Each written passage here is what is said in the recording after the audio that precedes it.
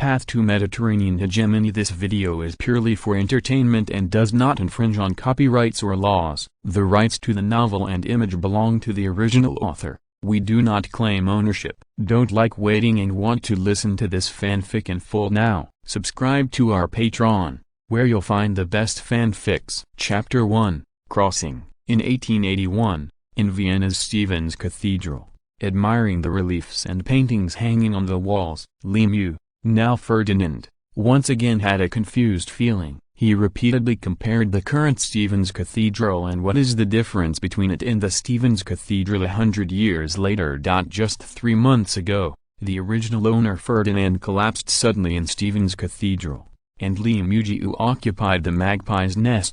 Ferdinand was born on February 26, 1861 in the Saxe-Coburg-Gotha family. Full name: Ferdinand Maximilian Karl Leopold Maria. Father Prince August of Saxe-Coburg-Gotha, Mother Princess Clementine of Orleans. His godfather and godmother were Emperor Maximilian I of Mexico and his wife, Princess Charlotte of Belgium. Ferdinand was the nephew of Ernst I, Duke of Saxe-Coburg-Gotha, and the first King of Belgium, Leopold I. His mother, Princess Clementine, was the daughter of King Louis-Philippe of France.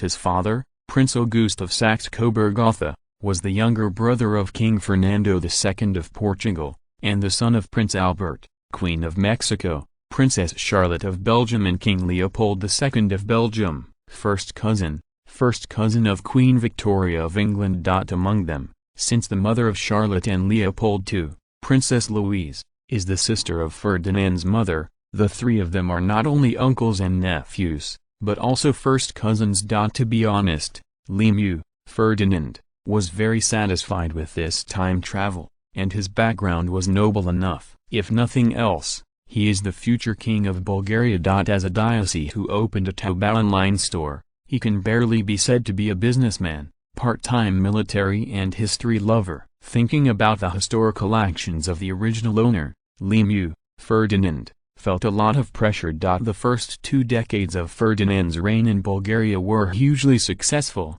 but everything disappeared when the Second Balkan War was lost and he was forced into a world war. As a traveler, it seems that you should change your life against the sky, hang the whole world, and dominate. Unite. Lemieux, Ferdinand, didn't think so much. Anyone who has a certain understanding of Bulgaria knows that a small Balkan country can fight more fiercely at most. If there is no industry for industry, no resources for resources, and no population for population, it is a typical 3-0 country. If you pass through William II, how can you break out against the sky? Maybe you can really hang the whole world. The goal set by Lemieux, he will be called Ferdinand from now on, just now, is to become at least a wealthy nobleman, but he feels too negative. Now it's a little bit better to keep the throne. It seems that as long as you don't stand in the wrong team, it's not too difficult.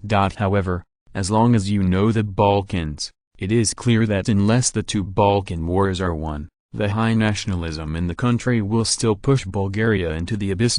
Being poor cares themselves, being wealthy cares the world.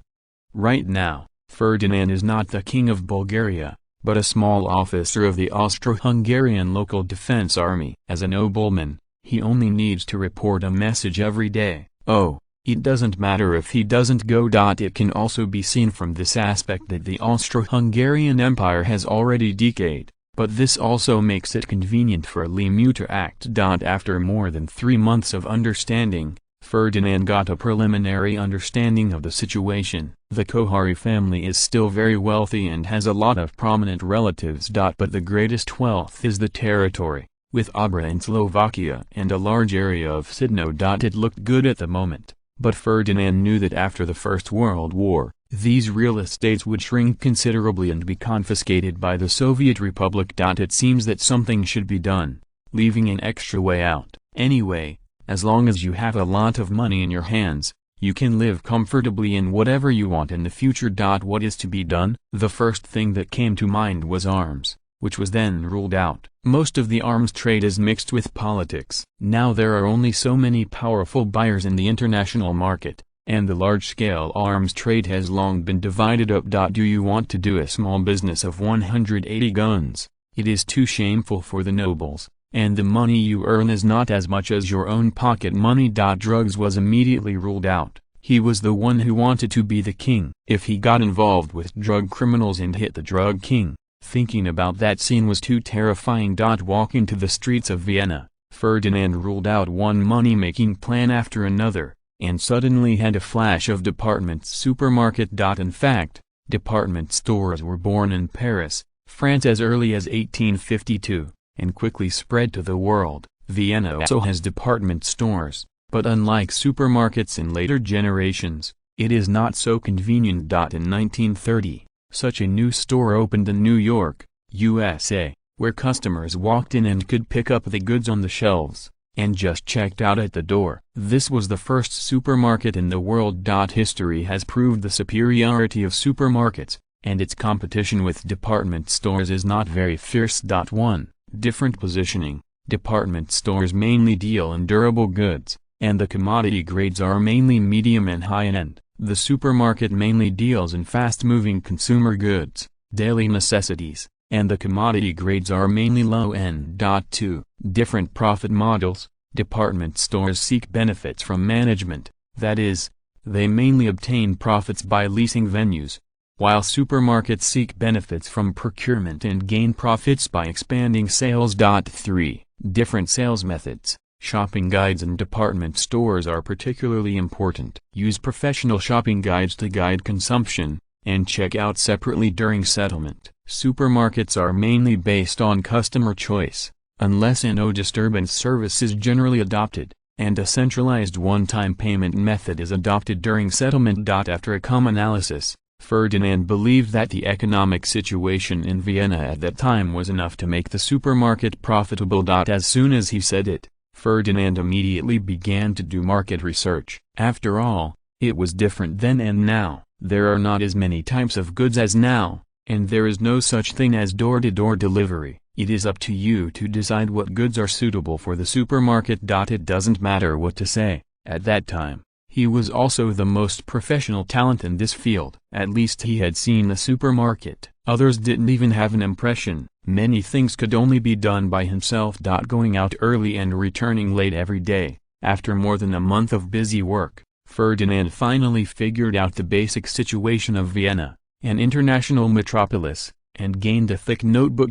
This can be regarded as historical data. In the future, people will study the situation in Vienna in this era. This is the best evidence. It covers all aspects of clothing, food, housing and transportation, and the most important thing is the annotation. It can be placed in the museum for future generations to admire. Ferdinand lay on the bed and thought there was a sound and the door was kicked open. Ferdinand, what the hell are you doing lately? What are you doing every day running? You can't be seen at the noble banquet, and the city guards aren't going to report. It was Ferdinand's mother, Clay. Princess Modena. No, Clementine, my dear mother, you know the etiquette of aristocrats. Breaking in without knocking on the door is immoral and will affect your reputation.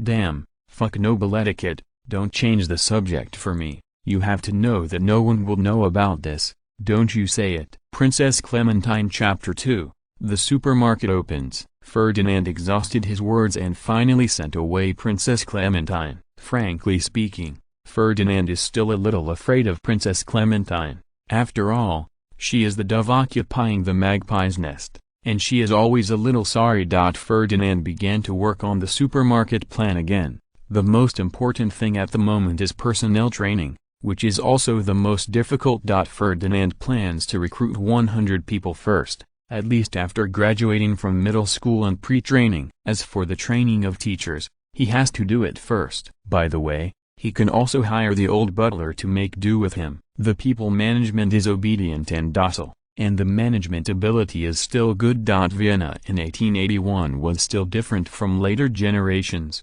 and it is impossible to copy it completely. After all, it is still a noble world, and waiters must also receive the most basic aristocratic etiquette training, which can improve the grade of the supermarket. The second step is the venue. This is the best solution. There are still 180 places in Vienna that meet the conditions. You can rent or buy it and simply decorate it. Anyway, I can't afford to open a large supermarket with several floors now, and I can't find so many goods. There are many kinds of snacks in later generations, and many brands of daily necessities, many of which have no shadow now. It seems that another way to make money has been found, and the development of low-tech snacks also seems to have good prospects. Forget it. Let's open the supermarket first, Ferdinand thought. The third step is to purchase the goods, which will be troublesome in the early stage. Forget it. You can get the goods at the wholesale market first, and when the supermarket scales up, you can go directly to the manufacturer. The fourth step is to go through the relevant formalities. This is not a problem at all. After all, I am also a big noble, so I still have some face. In the end, it was money, personnel, training costs, venue costs, and purchases. Ferdinand roughly estimated that a 500 square meter supermarket would cost around £1,000. Note, in 1881, the currency of the Austro-Hungarian Empire was the shield. After 1893, it was changed to the krona. Because the currency value changed at that time, there were multiple results. For convenience, the pound was directly applied. 1 pound equals 7.32238 grams of pure gold. Combining his actual situation, Ferdinand decided to open 5 department stores in Vienna first. It was not a matter of funding. In fact, it was not a burden for him to spend several £1,000s at a time, mainly because the staff could not keep up.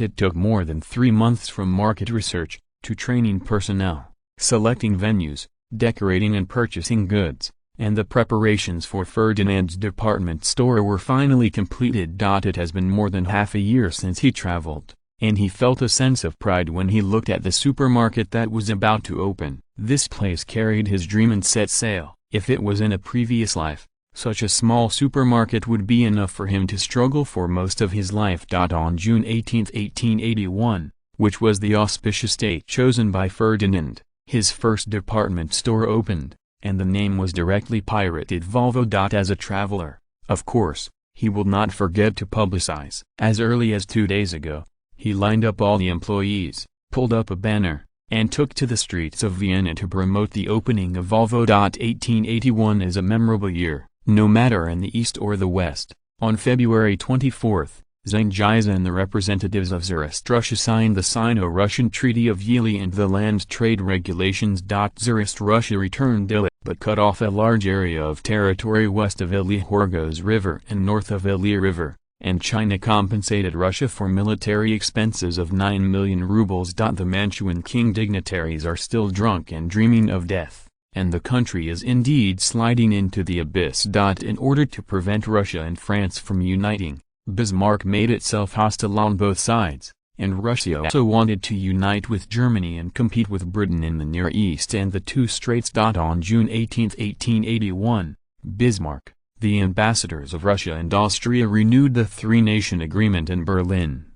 3 years. On the same day, Volvo, the world's first supermarket, was born. Ferdinand firmly believed that June 18 was an auspicious day, and would never admit that he chose it for the sake of popularity. However, the citizens of Vienna, mentioning the Three Emperors Alliance, will think of Volvo as an indisputable fact. Volvo did not live up to Ferdinand's expectations. On the day of its opening, 2 long queues were sent on the street. Because of the large number of people, admission had to be restricted. Like the Chinese, many foreigners also like to watch the fun. Some people just want to buy cheap things just for shopping. Some people simply follow their curiosity and follow them blindly. After the 1980s, you can recall that in the early 1990s, there was a rush to buy supermarkets in the county town.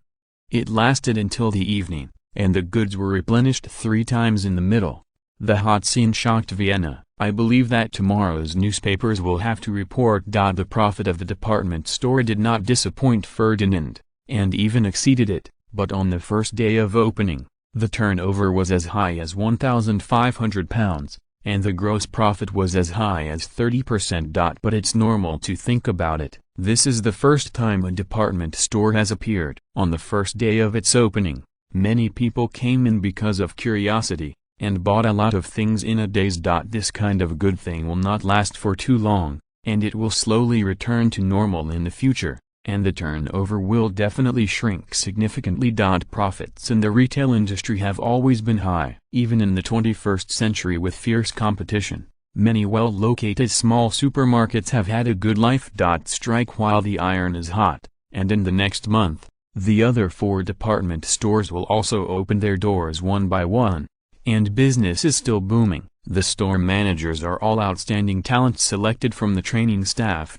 In fact, such a small supermarket doesn't need very strong management skills, as long as it can follow the system that Lemieux has formulated in advance and implement it. Competitors have not yet appeared, and it is estimated that they are still waiting to learn, but it is coming soon. It is estimated that in the past few months, department stores and supermarkets in Vienna will flock to them. The most urgent task now is to recruit troops and seize the market. No matter how fierce the competition is in the future, if you have an advantage now, you will have an advantage in the future. Following the previous success, Ferdinand has also become radical. He plans to add 30 supermarket chains within 6 months, which involves a large number of personnel recruitment. Each supermarket should be equipped with at least 10 to 20 employees, plus logistical support and administrative management. The number of personnel will not be less than 1,000. It is also a huge challenge for Ferdinand. Like the butler Karl, who has been arrested by him now, he is so busy all day that he has no time to manage the castle. This made Princess Clementine very dissatisfied, and Ferdinand was caught as soon as he returned home. Ferdinand, what are you running for? I won't eat you, Princess Clementine said with great dissatisfaction. Oh, my dear mother, what do you have to do with me? Ferdinand said with a smile. Are you so busy? Isn't it just a small department store? As it is, don't you know how to ask someone for help? If you are asked to manage the Kohari family, you will not be exhausted. Princess Clementina was very dissatisfied. Said. Chapter 3, Trivial. Ferdinand was caught by Princess Clementine, gave him a severe lesson, and was forcibly dragged to attend a few boring aristocratic banquets before letting him go. It's not that there is no harvest, at least one talent has been harvested from his mother, Franz Kafka. Doesn't it feel very familiar? The same name as an Austrian Jewish novelist. But not alone. Franz Kafka here, a Hungarian in his 40s, has been taking care of the property for Princess Clementina and has performed very well. Ferdinand had an in-depth conversation with him and initially recognized his ability, so he borrowed it from Princess Clementina. I'm going to let him come over and try it out. If he does well, then the person in charge of the department store will have it. In the 19th century, the market economy was not so developed. Family businesses were the mainstream. The flow of talents was not very large, and senior talents had to pick up the poor. In 1881, there were only more than 13,000 university students in Austria, which is quite a lot at first glance. If you look carefully, you will find that there are only 2,000 or 3,000 university students who can successfully graduate each year. They are distributed in various majors. After majoring, there are only poor people. 180. Besides those who are nobles and businessmen themselves, there are very few people who really need to find a job. The college students at that time were truly the darlings of the heavens. All government departments and major financial groups were all vying for dignitaries. Basically, they had already decided where to go before they graduated. Ferdinand had to take the time to put out the idea of going to the school to recruit people, and honestly cultivated it by himself. Franz Kafka, the first thing he did for Ferdinand was to recruit troops, but things did not go well. Ferdinand ran over that day and gave Ferdinand an aristocratic salute. Respected, Your Royal Highness Prince Ferdinand of Saxe-Coburg-Gotha, Duke of Saxony, Franz Kafka greets you. Well, you can choose to call me His Royal Highness or Duke. The full name is really inconvenient. Franz, what are you doing here to find me today? Ferdinand said casually. I'm sorry, Your Highness, I couldn't finish what you explained to me on time. Franz Kafka said with some embarrassment. What? But recruiting more than 1,000 people, why can't you complete it? Ferdinand asked in confusion. The evaluation of Franz in my heart has dropped by a few points. I gave him half a month to recruit people. Now that the time is less than half, it is difficult. Why don't you know how to solve it? His Royal Highness, according to your request, I'm afraid it can't be completed. So far, only 382 people have been recruited. And since yesterday morning, there have been very few people who have signed up. I'm afraid there are not so many people in Vienna, highly educated people, still looking for a job. Explains Franz Kafka after a pause. Ferenc proposed to Lemieux again. Your Highness, look at the rest. Can you lower the standard a little bit, so that you can also cut some salaries and save expenses, and it will not affect the operation of the supermarket? Ferdinand's recruitment requires a minimum education, all of whom are high school graduates. Because of the high salary, he recruited 100 people for the first time, and it was completed quickly. He ignored that in this era, high school graduates are actually considered highly educated talents. At this time, after graduating from middle school, you can easily find a good job, and the gold content is higher than that of the 985 and 211 graduates of later generations. After listening to Ferenc's reasoning, Ferdinand's anger disappeared, which was caused by his own negligence. I secretly reminded myself to remember the lesson of this time, and not to bring the concept of later generations to this era. It is Ferdinand's advantage to correct his mistakes when he knows them. Since Ferenc's suggestion is reasonable, there is no reason to reject it. Mr. Ferenc, your suggestion is very good. I'll leave the rest to you, and do it according to your ideas. Ferdinand's tone was much more polite this time. There are management talents in supermarkets, but financial personnel are still very troublesome. In this era, there are no computers, and all accounting is done manually. The workload is huge, and every supermarket must be equipped with reliable financial personnel. It is difficult for Ferdinand to find so many people in a short time. The previous 5 supermarkets had 0-hour training in finance, barely able to keep accounts, and had nothing to do with their majors. It is very distressing to think about it. It is still a long way to go to drive Volvo all over the world.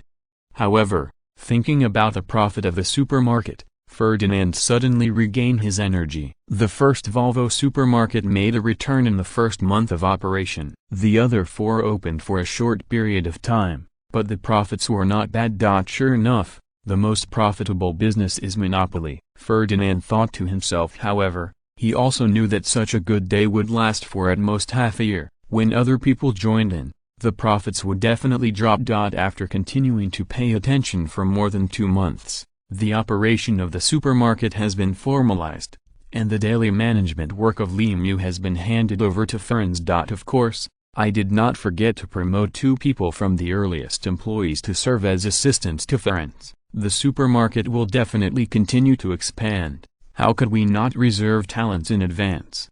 The supermarket business came to an end, but Ferdinand did not rest. The profit of the supermarket is good, but compared with what he will do in the future, it is still a drop in the bucket. Thinking of Bulgaria, Ferdinand felt that he was still not working hard enough. After all, he is also a traveler. He has seen the big scene. How can he be satisfied with the monthly income of more than £10,000?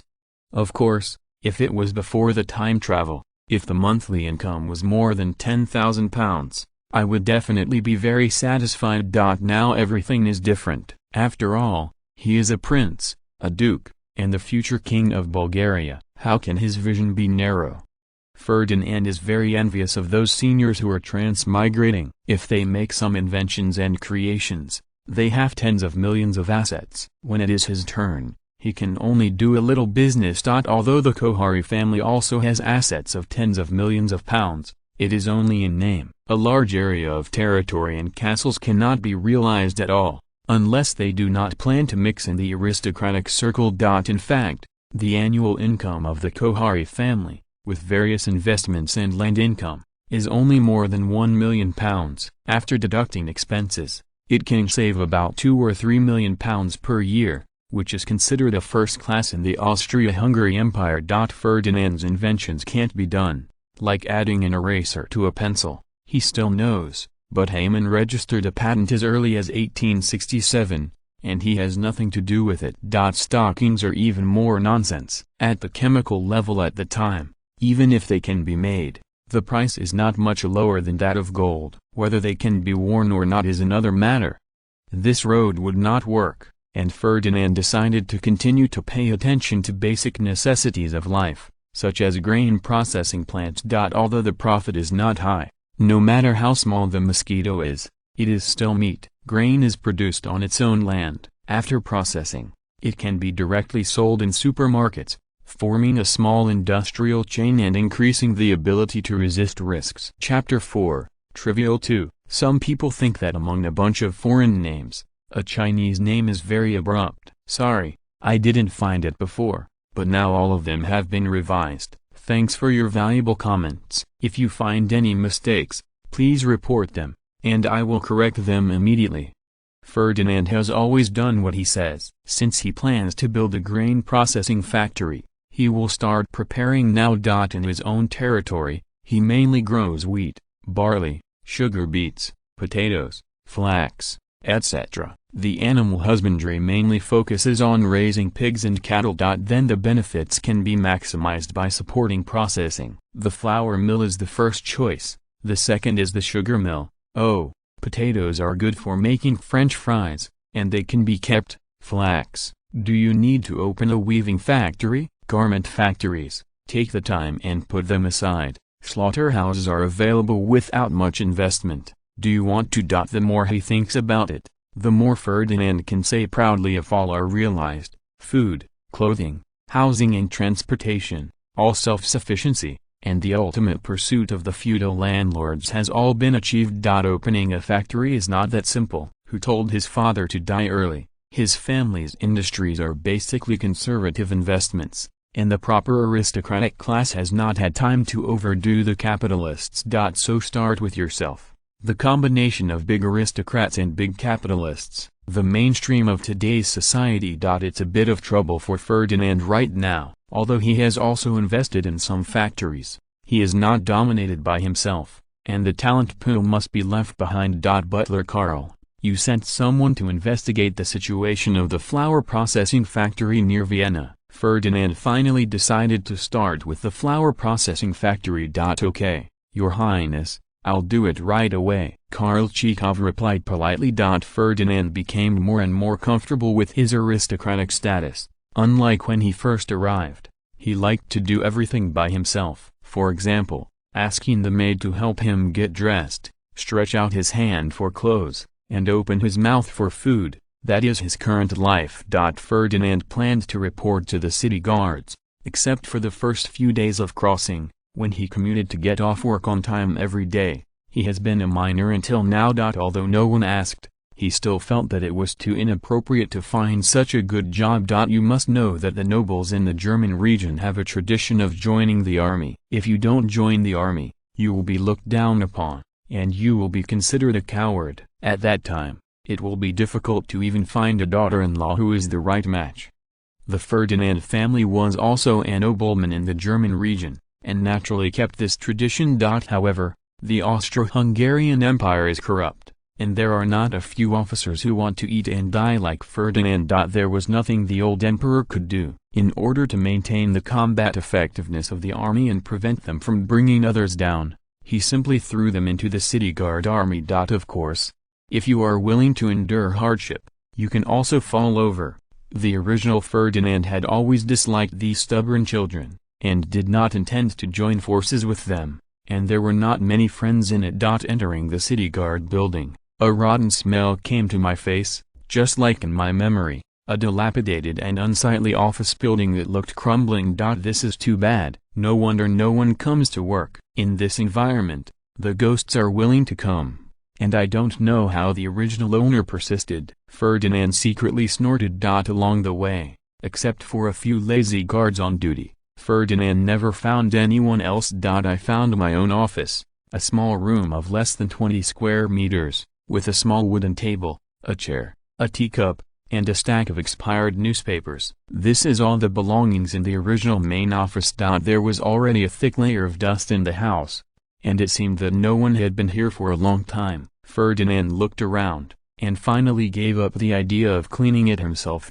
Go straight back the same way, not even an officer, and report a fart. He was disappointed by the line of the city guards. With such an army, it was no wonder that Maun could not tell the difference between east, west, north and west. Ferdinand also knew that this was just a part of it. It was specially prepared for them, with no training and no mission. Other armies may still have some combat effectiveness, and they are also the 5 major powers in Europe. But thinking about the chaotic peoples of the Austro-Hungarian Empire, Ferdinand shook his head. The old emperor needs to be able to speak the languages of 8 countries, which is scary to think about. Then how should the army be commanded? If the army is formed by each ethnic group, the country will easily be divided. If it is broken up and mixed up, to ensure its combat effectiveness, then the commander must first learn the languages of other ethnic groups. Where are you going? Find a group of scholars. This is also the root cause of the collapse of the Austro-Hungarian Empire. Unless we cut the mess now and unify the language and culture, even if there is no war, this country will not exist for long. Ferdinand thought to himself, I have made up my mind to pay attention to it, and I should take it as a warning. The ethnic issue in the Balkans is not much better than that of Austria-Hungary. The only advantage may be that there are fewer people. When a small population has become an advantage, I am happy to think about Ferdinand. Walking on the streets of Vienna, Ferdinand was still not used to it. Compared with later generations, Vienna is just as prosperous now, but unfortunately it is not as clean and tidy, and many places are smelly.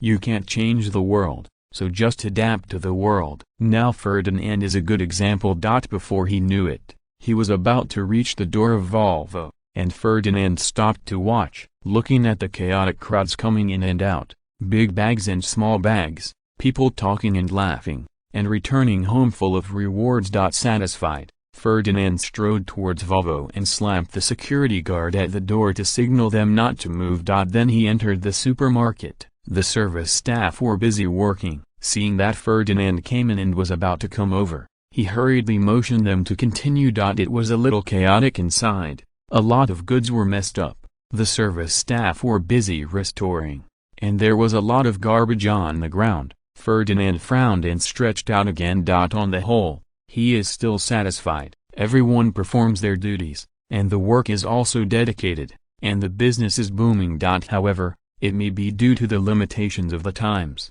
They did not take into account the importance of hygiene and the comfort of customers shopping. Of course, in the 19th century, people may have gotten used to it. Vienna is smelly, and the streets are full of garbage, so there are no such high requirements for hygiene. Ferdinand still found Ferenc, not only expressing his affirmation of his work, but also making demands on environmental sanitation. Ferdinand would rather increase the cost now, but also retain customers. After all, one side is clean and tidy, and the other side is cluttered, which makes it easy for people to choose. This era is the most comfortable era for the capitalists. Workers can be allowed to work overtime at will, there is no future trade union, and there is no threat from the Soviets. The labor cost in Ferdinand's mind has not increased, but the service staff has another job of cleaning at any time. Protests, demonstrations, strikes, demands for wage increases, etc., the nouns that Ferdinand remembered deeply, did not appear. Chapter 5. Preparing the flour mill. The Volvo department store is open for 10 hours a day, plus preparation work. The employees actually work 12 hours a day. No one objected, and no one asked Ferdinand to work overtime. 1. The salary given by Ferdinand was slightly higher than the market price, which satisfied everyone. The second is, at that time, factories in Vienna basically had to work 12-hour shifts every day, and some factories had to work 16-hour shifts. The third is, working in a supermarket is easier than working in a factory. One side is a department store with a comfortable environment, the other side is a dull factory, and danger may occur at any time. Anyway, in the eyes of the people at that time, working in a department store was a decent job. Work. Ferdinand secretly changed the concept. On the surface, it looked similar to a department store, except that there were a little more things. After all, the supermarket is a new business, and people don't know what it is for. For the convenience of Ferdinand, the word department store is added, which is easy to accept. Many people chose to apply for the job because of the name of the department store. Ferdinand was full of people in a short period of time, which was considered a mistake. 3 days passed by, But Karl's butler's efficiency was still very high, and he made a clear investigation of the flour processing factory near Vienna. His Royal Highness, there are 13 flour processing factories in Vienna, of which only 2 are large-scale and have achieved profitability. 7 are basically guaranteed, and the other 4 have entered a state of loss. The competition is very fierce. Report Butler Karl did not agree with Ferdinand's plan to build a flour processing factory. In his opinion, the flour processing industry market is saturated and the competition pressure is too great. It is difficult to make money by joining in now. After listening to Karl's report, Ferdinand hesitated. After all, there are 13 flour processing factories in a small Vienna, so how many are there in the entire Austro-Hungarian Empire? After being silent for a moment, Ferdinand decided to keep his plan unchanged. He still had an advantage. He could produce and sell it himself, and the cost was much lower than theirs. The big deal was that he was developing some related byproducts at that time, so he was afraid of competition. Well, I see, thank you Karl. Ferdinand affirmed the work of the old housekeeper. It's my honor to serve His Royal Highness. Karl said happily. Karl, how much do you think it will cost me to buy a flour mill? Ferdinand asked cautiously. In 1881, it was not that simple to build a factory. It was necessary to build a factory building, order and purchase machinery, train workers, etc. After all the messy things were done, it would be good to be able to start production within a year. It is much simpler to acquire a factory, and it can be put into production without much effort. As long as the price is not too high, Ferdinand is still inclined to buy. Butler Karl was silent for a moment, as if he was valuing the factory, and then said, Your Highness, if it is a bankrupt small factory, it may only cost a few £1,000s. The 2 flour mills that are making a profit are estimated to cost £700,000 to £80,000.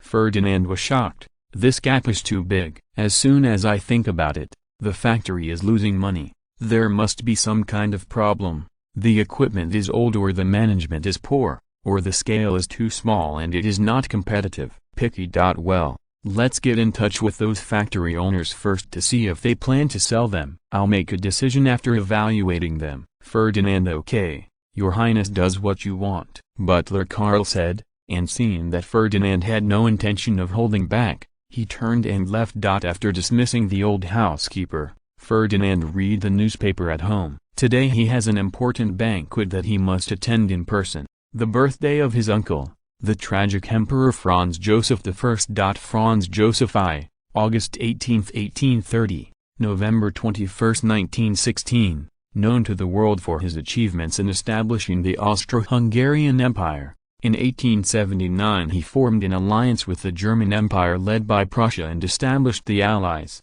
and in 1914 issued an ultimatum to Serbia, drawing Austria and Germany into World War I. He died of pneumonia in Vienna in 1916, at the age of 86. Recalling the life of the old emperor, Ferdinand was filled with emotion, and the living celebrity was right in front of him. A great diplomat. This is the evaluation of him all over the world. It may be that God has skewed his talent. Compared with his sharp diplomacy, other aspects can be described as mediocre.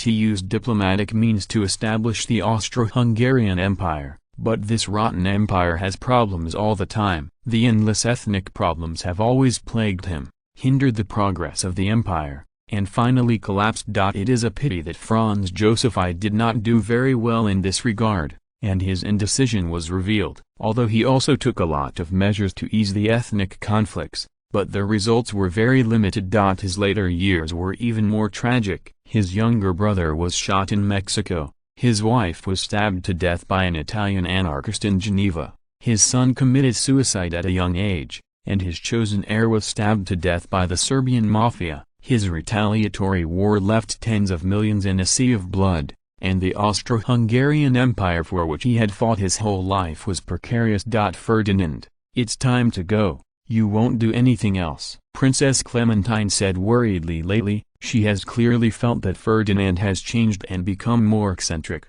and likes to play with some messy things, which makes her very worried. How can it be, my dear mother? How can you think so? You must believe me, Ferdinand hurried over and said that he had a headache for Princess Clementine. The original owner, Ferdinand, acted a little weird. Unlike most nobles, he had few friends and liked to mess with things. Princess Clementine did not doubt whether he had been transferred. Seeing Ferdinand coming, he directly greeted him to get on the carriage. Vienna, Schönbrunn Palace, which dates back to the Middle Ages. The old Emperor Franz Joseph I was born in Schönbrunn Palace, which is also Franz Joseph I's favorite and longest residence. Now this splendid palace is full of lively voices. The establishment of the Three Emperors Alliance, and the political diplomacy of the Austro-Hungarian Empire are all in the most relaxed era. The nobles and ministers of the Austro-Hungarian Empire, the envoys of various countries, and the great nobles from other parts of Europe have all sent over. The power of the Habsburg family was revealed at this moment. The banquet was different from what Ferdinand had imagined. There were not so many scenes. The old emperor accepted the congratulations from everyone and started immediately. Ferdinand is not the protagonist, except for having a familiar face with a group of big men. The legendary dog blood plot did not happen. Oh, he looks pretty good. Ferdinand has also met a few ladies. If he wants to, there is still the possibility of further development. Chapter 6. The Food Factory Sets Sail. Capitalists are profit-seeking. Das Kapital. Karl's butler is very efficient, and the results are very gratifying. The owner of 8 of them is willing to sell. No one wants to do an unprofitable business. In Austria, which has completed industrialization, the flour processing factory is already a sunset industry, and the cruel competition makes people lose sight of the money. Negotiations. Ferdinand still handed over to Karl. After all, the old housekeeper's talent in this area made him ashamed. The previous supermarket purchases proved this, and Ferdinand himself was really not suitable for bargaining. In the end, Ferdinand bought a flour mill called Cadaway Porto for £18,000. The machinery and equipment were all purchased a year ago. There are more than 180 skilled workers and more than 50 employees. They are fully fired up and can produce 2,000 metric tons of flour per day. After buying these machines, Cadaway Porto has not been operating at full capacity, and the number of employees has been reduced from more than 500 in the heyday to the present. Even so, Cadaway Porto struggled to support, hovering on the edge of loss and profit. Ferdinand was very satisfied with the acquisition. The new owner must have a new look, and then change the name of Cadaway Porto. Shuanghui Food Development Co., Limited, the tall name, is the new name of the flour mill, heralding a new beginning. Well, it's actually a spoof of Ferdinand. He intends to pirate all familiar brands in the future. Ferdinand retained the original director of the factory, William Schubert. In the fiercely competitive Vienna, the flour mill was able to break even, which was enough to prove his ability. In fact, the original Caterpillar Porto is still running very well. It is well managed inside and out, and the cost is reduced to a minimum.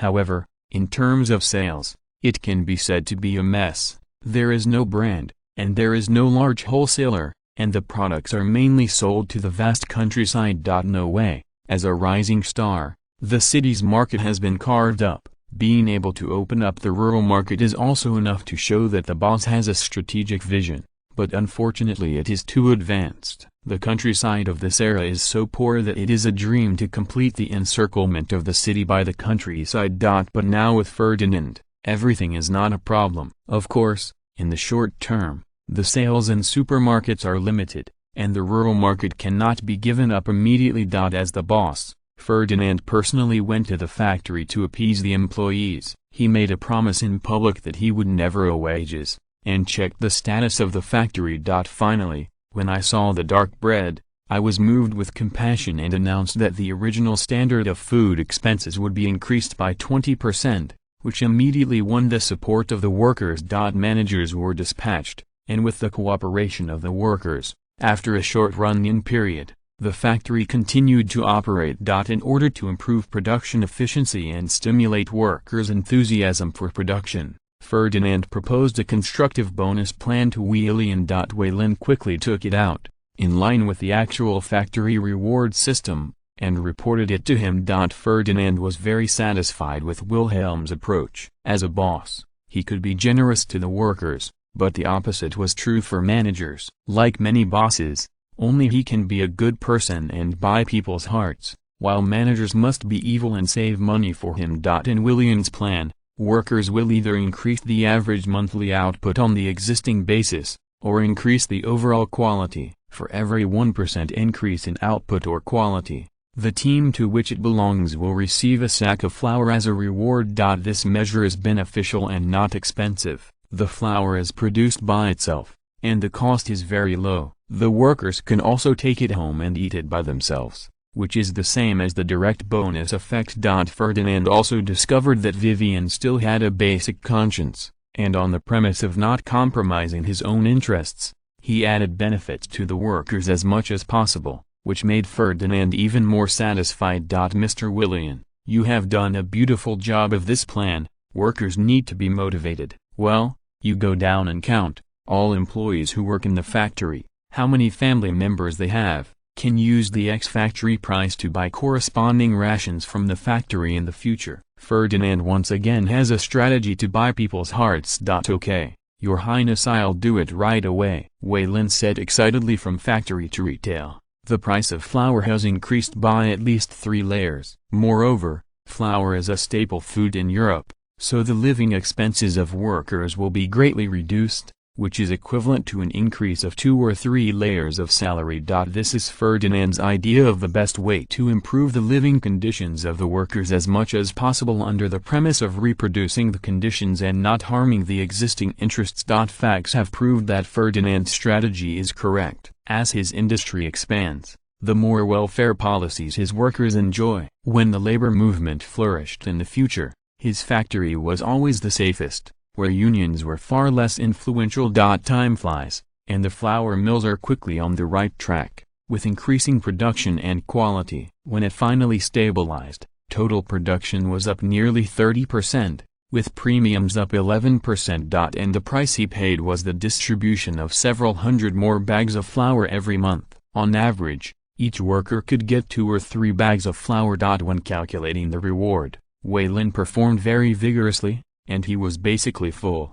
However, when giving out the reward, he was very unscrupulous and changed the reward to a small bag, because it was not clear at the time, and the workers had nothing to say. This is a specially developed size package to adapt to supermarket sales. There are large bags of 50 kg, medium bags of 20 kg, small bags of 10 kg, and small bags of 5 kg, and even micro packages of 1 kg have been developed. Of course, on average, the smaller the package, the higher the unit price. Waylin was still a little human, and didn't change to the smallest package, otherwise the workers would really want to cry without tears. Now, a 10 kg bag of flour is distributed, and 2 or 3 bags are enough for one person's ration, so the workers happily took it away. Ferdinand was afraid of bad debts, so he separated the finances of the factory and the supermarket very early. Even supermarket purchases had to be paid, and settled with reference to market prices. Because of the increased sales in the supermarket, the flour mill soon became profitable, making a profit of £300 in the first month, although it was not as good as a supermarket. However, Ferdinand is still very satisfied. This is a good start. The production capacity of the factory has only been opened by 1/3, and many products are sold to the countryside. There is almost no profit. If all of them can be produced and sold by themselves, there is still a lot of room for improvement in factory profits.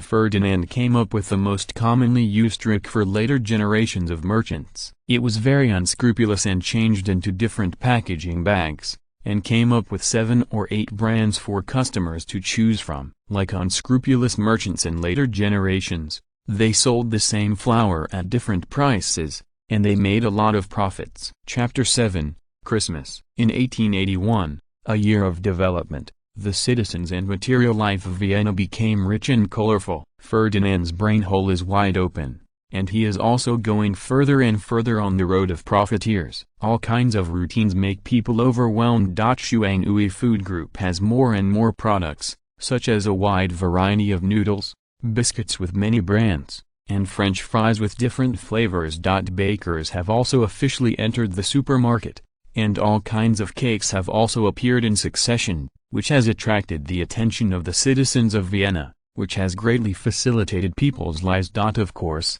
it also enriched Ferdinand's pockets. Volvo has gone to the Austro-Hungarian Empire, and its footprints have spread all over every big city. Of course, Shuanghui Food Group, along with the supermarket, has become more and more worthy of its name from a leather bag company, and has become a large company in the field of food processing in the Austro-Hungarian Empire. As Christmas is approaching, Volvo has become even busier. Under Ferdinand's encouragement, Ferenc was in a daze and made preparations for the Christmas event. Unable to relax Ferdinand, there are already several supermarkets in Vienna, and they are starting to renovate, and the style is basically copied from Volvo. There are also unconventional ones, but they are automatically ignored by Ferdinand. If you don't understand anything, just go for innovation, and if you are full of death attributes, it will not pose a threat at all. As you can imagine, in Vienna in 1882, a large group of supermarkets must have popped up. The era of Ferdinand's monopoly is coming to an end, and the contention of 100 schools of thought is coming. Ferdinand estimates that in the next 3 to 5 years, it will be the golden age of supermarkets, and competitors are still in the learning and groping stage. In 5 to 10 years, they will gradually transition to the silver stage, competitors will increase, and profits will begin to thin. However, Volvo's dominance has been determined, and it is difficult for a rising star to challenge in the short term. 10 years later, its supporting industries will be perfected, and then it will have a complete industrial chain, which can maximize benefits. Taking stock of the harvest in 1881, Volvo opened its doors on June 18 and opened 36 new stores in nearly half a year, slightly exceeding the plan. At the same time, it contributed £30,000 of net profit to Ferdinand, and the profit was mainly spent on opening new stores. The average monthly profit of each supermarket is still around £800. Which is terrifying and is Ferdinand's biggest income now. Shuanghui Food Group Co., Limited has also performed very well. After the reorganization of the flour processing plant, thanks to the rapid expansion of sales channels, the monthly profit has increased from £300 per month to the current monthly profit of £1,000. The newly established noodle factory has average sales. Although Ferdinand has come up with many brands, Europeans are not used to using chopsticks, so the pasta sells well. At the beginning, there was a slight loss, and now the profit is only around £100 a month, much to Ferdinand's disappointment. Fortunately, this is only a small factory with a dozen or so people, and it has not expanded its scale blindly, otherwise it will not be profitable now. The benefits of the snack processing factory are good, such as popcorn, French fries, and various biscuits, all of which are selling well. Since its establishment, the snack processing factory has expanded twice and now has more than 800 employees. In Ferdinand's industry scale, second only to Volvo, profits are now as high as £8,000 a month, and there is still a lot of room for improvement. Throughout 1881, Ferdinand created an industry worth hundreds of thousands of pounds, but he only added less than £10,000 of cash in his pocket. Christmas is here, there is a beautiful Christmas tree in front of Volvo's door, and a dazzling array of food is displayed on the counter. Wearing a red pointed round hat, a red robe, and a white man holding a gift bag, Santa Claus waved to people and gave bags of food to passing children. Supermarkets have also opened festival discounts, and a wide variety of products are marked with discounted prices, attracting the passing crowd. This is completely Ferdinand according to the later Austrian Christmas, arranged. It seems to be working very well, many items are sold out, and the supermarket is left with rows of empty shelves and tired salespeople. Christmas is the most important festival in the West, and the Ferdinand family was no exception. They were invited to Schönbrunn Palace and had a Christmas dinner with a group of relatives in Vienna. Afterwards, the family sang and danced under the Christmas tree and gave each other Christmas gifts. The whole scene was full of warm atmosphere. The bell rang at midnight. Ferdinand and others all stood up, lit candles, recited the Bible in unison, blessed each other, and then sang the Christmas song, the first Christmas song that spread all over the world. It originated in Oberndorf, Salzburg, Austria. After singing the Christmas carol, Ferdinand left Schönbrunn Palace and went to the Stephen's Cathedral in Vienna to say Mass. At this time, there was a tall Christmas tree in the church, and a shining star on the tree pointed to the way of the three kings of the East, Caspar, Baldassar, and Merxiut, to Bethlehem. The streets and alleys of Vienna are now full of children, singing Christmas songs and going from house to house to report good news. Aristocrats and capitalists are also rare and generous, all workers are on holiday, and many people can still receive Christmas gifts. At least those who work for Ferdinand have received a Christmas present, some self-produced snacks, and some unsaleable products. In any case, what the Ferdinand factory produces is food, which is a valuable gift to the destitute workers. If it wasn't for the timely reminder from butler Karl, Ferdinand would have almost handed out a year-end bonus. Fortunately, he reacted in time, knowing that in those days, raising the wages of workers without authorization would be hostile to the capitalists. After a lively Christmas, Ferdinand was called up by Princess Clementine the next morning. Sleeping late was a bad habit developed by Ferdinand in his previous life, but Princess Clementine hated it. She thought it would kill a person's will. Ferdinand resisted several times to no avail, but in the end he was obedient.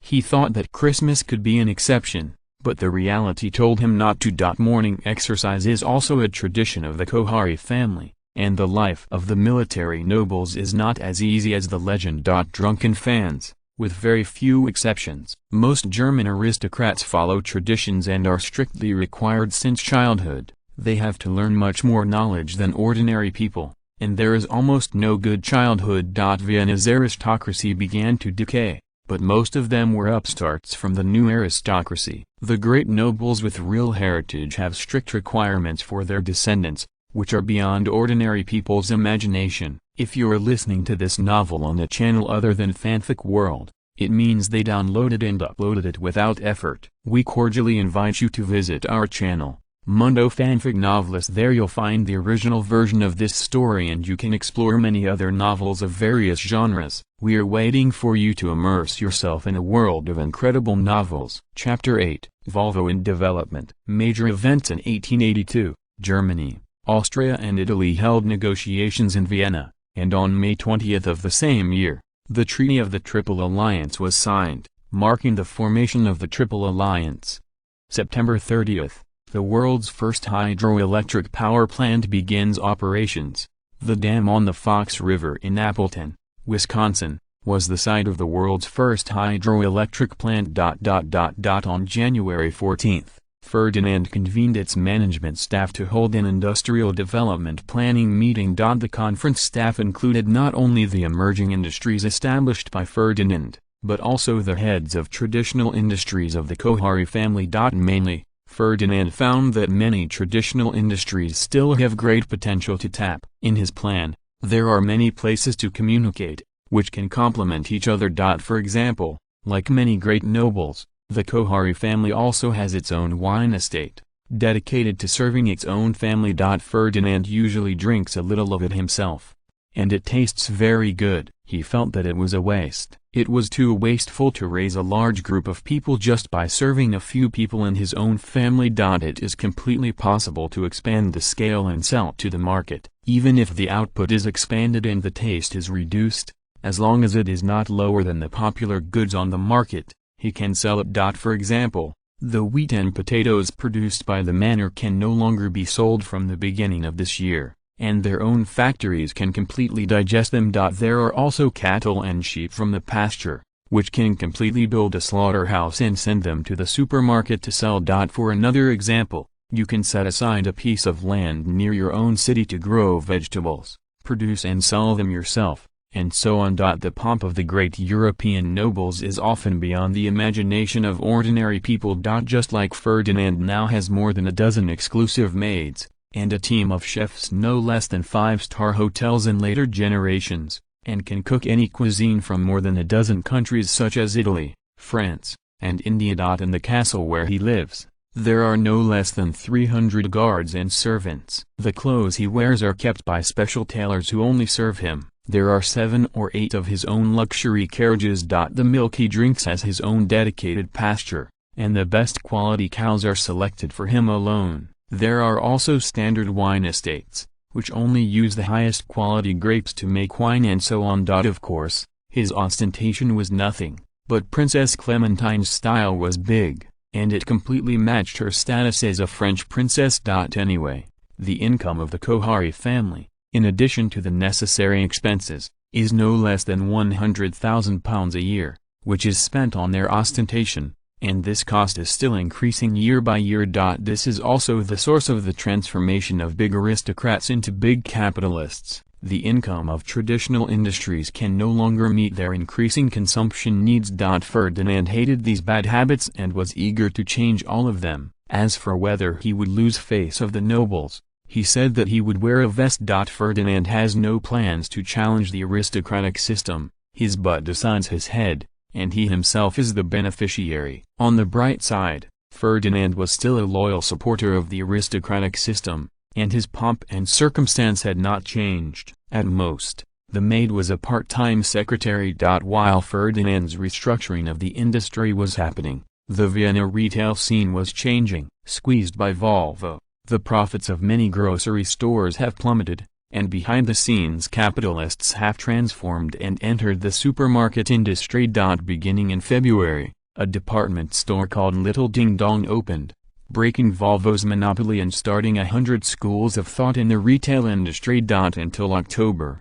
Vienna, an international metropolis, opened more than 80 new department stores and supermarkets. At the beginning, everyone kept a certain distance in choosing the site, and deliberately avoided short-term confrontation. Although there is competition with each other, they get along harmoniously, and everyone's profits are passable.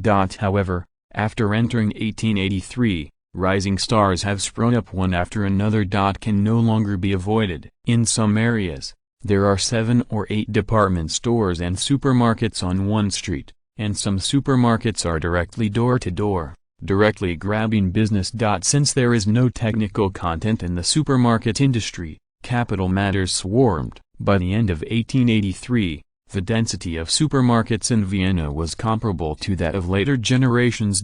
Cruel competition has begun, and various means have emerged one after another. The price war is naturally the first choice. The streets are full of discounted advertisements, and everyone's good days are over. Volvo is the dominant player in the industry, with stores in cities across the Austro-Hungarian Empire, as well as in Germany and Italy. Although it has also been hit, the Vienna store has remained profitable. It was not until 1884 that the Coat Phillips department store announced its reorganization in March, and the department store giant officially entered the supermarket field. Ferdinand was very surprised. The competition in Vienna's supermarkets was brutal.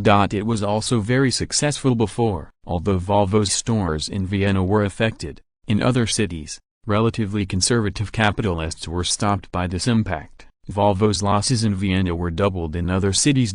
Ferdinand knew the background of the Coat Phillips department store very well. The Kohili family was also one of the large consortiums of the Hungarian kingdom behind the scenes. Since the dominant one is Hungary, the capitalist interest group engaged in the flour processing industry. Although Ferdinand also has a flour processing factory, most of them are produced and sold by themselves, so they usually don't pay much attention to the situation in this regard, but this time they were caught off guard.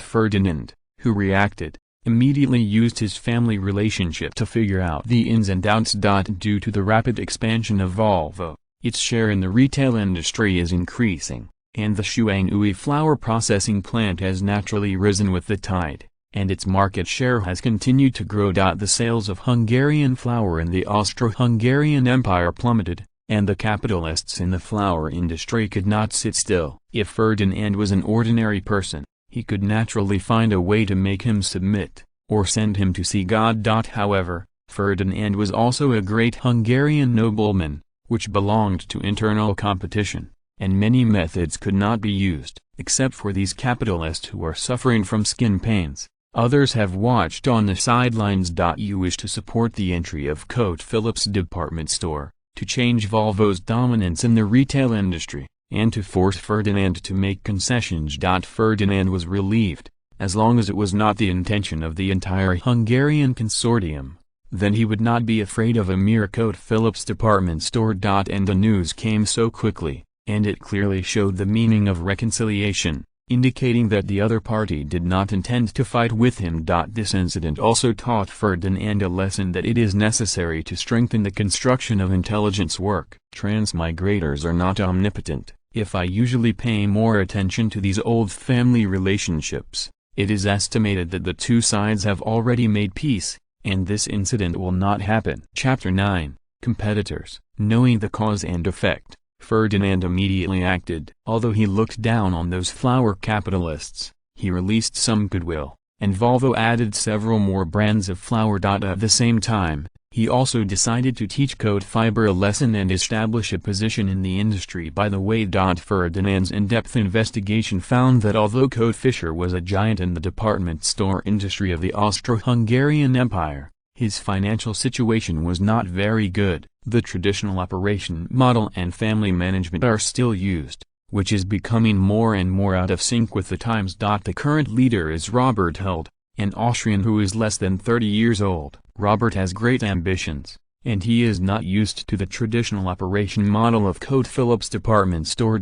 However, because it is a family-owned business, most of the senior management of Coat Phillips department store are relatives, including his two uncles and a younger brother. They also hold a large part of the shares. This entry into the supermarket field was only pushed by Robert in order to get rid of the control of the management. Of course, what role the flower capitalists played in it, Ferdinand didn't know. After figuring out the opponent's situation, Ferdinand handed over the task to Ferenc. To be honest, Ferdinand didn't look down on Robert. Although his ability was good, he was obviously overjoyed. The current situation of Coat Phillips department store should not blindly open up new projects and disperse limited energy. The most important thing is to reform its own system. Even if you want to enter, you should not choose to enter at this time, and even if you enter now, you should not choose Vienna. These are the most competitive times in Vienna's retail industry, and will consume Coat Phillips now limited ammunition. Robert not only entered the market now, but also focused on Vienna. As soon as he shot, 10 supermarkets opened together, with great momentum. 2 of them were reorganized from department stores. The area is so large and the decoration is luxurious that it can be called the most in Vienna. Volvo has come to this point, and it is time to harvest. With the support of other regional markets, Ferdinand can consume it, and the first to appear will be the small capitalists. With the large-scale entry of Coat Phillips supermarkets into the market, the smell of gunpowder is getting stronger and stronger, and the first ones that can't bear it are the large supermarkets. They have high operating costs and a lot of traffic is a good thing. Customers mean profits, but now the more you sell, the more you lose. Retail investors with weak economic strength are the first to move out. In 1884, on May 18, the Qatar department store, unable to bear the long-term losses, declared bankruptcy and blew the horn of death. The following week,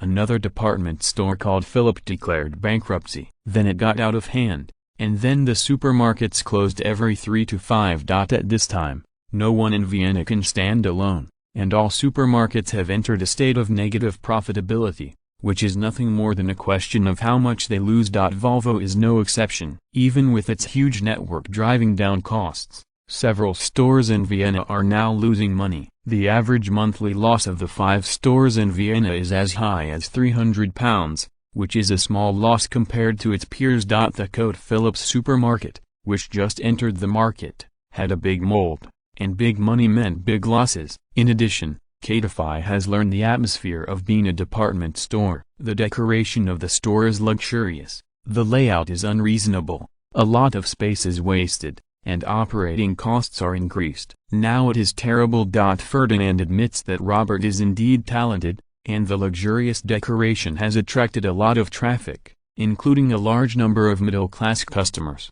and business is booming. It is a pity that it is 1884, not the 21st century. The middle class in Vienna is limited in number and cannot support a large department store. In order to seize the market, Catify also had to cut prices, or he has been discounting since he opened the door, losing more and more every day, with no end in sight. Ferenc didn't give it in vain. He first mobilized the employees of Shuanghui Food Group to go shopping at the Coat Phillips department store. Thousands of people poured out, instantly bringing a high popularity to Coat Phillips. Even the purchased products are pre-ordered, and then secretly transported to other cities in Vienna, sold through Volvo stores to earn the difference, and a slight profit was made for a while, making up for the loss of the Vienna store. Robert is in a very bad mood now. In a week, the vase in his office has been changed 3 times. Originally, he saw that the department store and supermarket had good prospects. With the support of Hungarian flour capitalists, he rushed into the market, and then started a loss-making road. A loss is a loss. Anyway, Robert was prepared in advance, and he was good at attracting popularity in the current period, but he didn't expect the business to be so good, and then the loss was so big. Of the 10 stores in Vienna, the least one lost more than £800 last month, and the largest flagship store suffered a record loss of £3,000. In other words, the Kurt family has a great business, and if ordinary people could not stand it, they would have withdrawn from the price war. At present, the products in department stores and supermarkets are directly discounted by 5% from the ex-factory price. This is the first to open by Volvo, and then powerful merchants have followed up. If you add operating costs, basically the amount of loss has reached about 10% of sales. Now, the more you sell, the more you lose. Coat Fiber department store can now proudly announce that it is already a giant in Vienna department store supermarkets, with the largest market share, far ahead of Volvo, which ranks second. That's why the current atmosphere in Coat Phillips department store is very wrong. Even with most of the shares, Robert's life is not easy. Last month, the Coat Phillips supermarket lost as much as £15,000, and there are still signs of increase this month. Even if the department store is still profitable, it cannot fill this bottomless pit. At this point, it is no longer possible to withdraw if one wants to quit. Before and after, Coat Free has invested £80,000 in the department store project. Robert decided to show off to the shareholders, which is what happened anyway, and he broke the jar. Either give up the £80,000 invested in the early stage, and lose all the capital, and the vitality of the Coat Phillips department store will be greatly damaged, or continue to invest, first squeeze out a group of competitors, and then the market will return to normal, and the lost money will be made back. The atmosphere in the conference room of the Coat Phillips department store was very dull. More than a dozen people in the meeting were puffing up clouds of smoke, and after a while, the smoke filled the air. Okay, everyone is here, then today's meeting begins. Robert lost his former style. Chapter 10, Competition 2. After being instructed by Robert, the manager Cameron Oakes said passionately, "Gentlemen, Coatfee has entered the field of department stores and supermarkets since the beginning of the year, and has achieved remarkable results in Vienna. It has only opened for 3 short years. In a month, starting from scratch, it has achieved the first in the industry. I'm sorry to interrupt Mr. Cameron. If you say that the number 1 in the industry is the number 1 loss in the industry, I don't think it is necessary." James Hurd interrupted Cameron politely. James Hurd is Robert's uncle, the second largest shareholder of the company, and the former director of personnel of the company. He founded the Coat Phillips department store together with the old Robert, and has a great influence on the company. Now he has retired. Robert's face changed greatly, and James, who had retired, actually came out, obviously dissatisfied with him. Mr. James, the loss is just a matter of time. After all the competitors are driven out of the market, it is time for us to harvest. Cameron defended. Then Mr. Cameron, how long do you tell me it will take to drive out all the competitors? Zamar Held, Robert's younger brother, sneered. Seeing Cameron's silence, Zam continued, we must know that our losses are increasing every day. Coatfisher is a big business, but don't forget that our foundation is a department store, not a department store. We can't put all that the power of is thrown into this bottomless pit. Seeing that Cameron had retreated, Robert knew that it was time for him to go up. After a moment of thought, he said, "Okay, now it has come to this point, and these useless things are over. We at Coat Phillips have invested too much in department stores, a full £80,000. Gentlemen, do you think we can quit now? What? £80,000? You're sure you're right? Zamar jumped up and asked Robert. My brother, the information was sent to shareholders yesterday. Don't tell me you didn't receive it, Robert said angrily for this playboy's own younger brother. Robert has always been impatient, and cursed inwardly. Damn, it's all this time, you idiot is still causing trouble for me. I don't know what's going on, it's all from the Held family. Why, such an idiot? Zamar smiled embarrassedly, and then took his place. Obviously, he was still a little afraid of his brother. After thinking about it, James came out to be a peacemaker and said, "Okay, we have come to this stage, let's all find a way to help each other." The company has invested £80,000, which is already 1/10 of Codify's assets. We have been riding a tiger. After a pause, when no one spoke, James asked, "Robert, I am afraid that the company's capital turnover is about to go wrong. What are your countermeasures?" The company has also made a lot of money in these years, and everyone's annual dividends are not a small number. I hope that all shareholders will inject some money into the company to turn around, and in principle, contribute proportionally, Robert said calmly. The pot exploded in an instant, and there was a lot of discussion, with some people agreeing and others opposing. What is the specific number of the gap for the company to survive the crisis? James asked with concern. Everyone turned their attention to Robert with anticipation. It seems that if the difference is not big, they are ready to pay. I asked someone to move the company's accounts. Now there is a shortage of funds, £200,000, which is everyone's 5-year dividend, Robert said cautiously. Everyone's faces changed. This number is too large. Even if it is divided by shares, it is not a decimal. In terms of assets, they must have, but whoever has nothing to put in so much cash, either spend it or invest it in the industry. How can there be so much? The supermarket project only invests £80,000, Zamar asked with a pale face. Simply, department stores are also hit. We have a lot of overlap with supermarkets, has affected our profits. The key is the supermarket project, which needs to continue to be invested. This figure is only in an ideal state, and more funds may be needed in the future.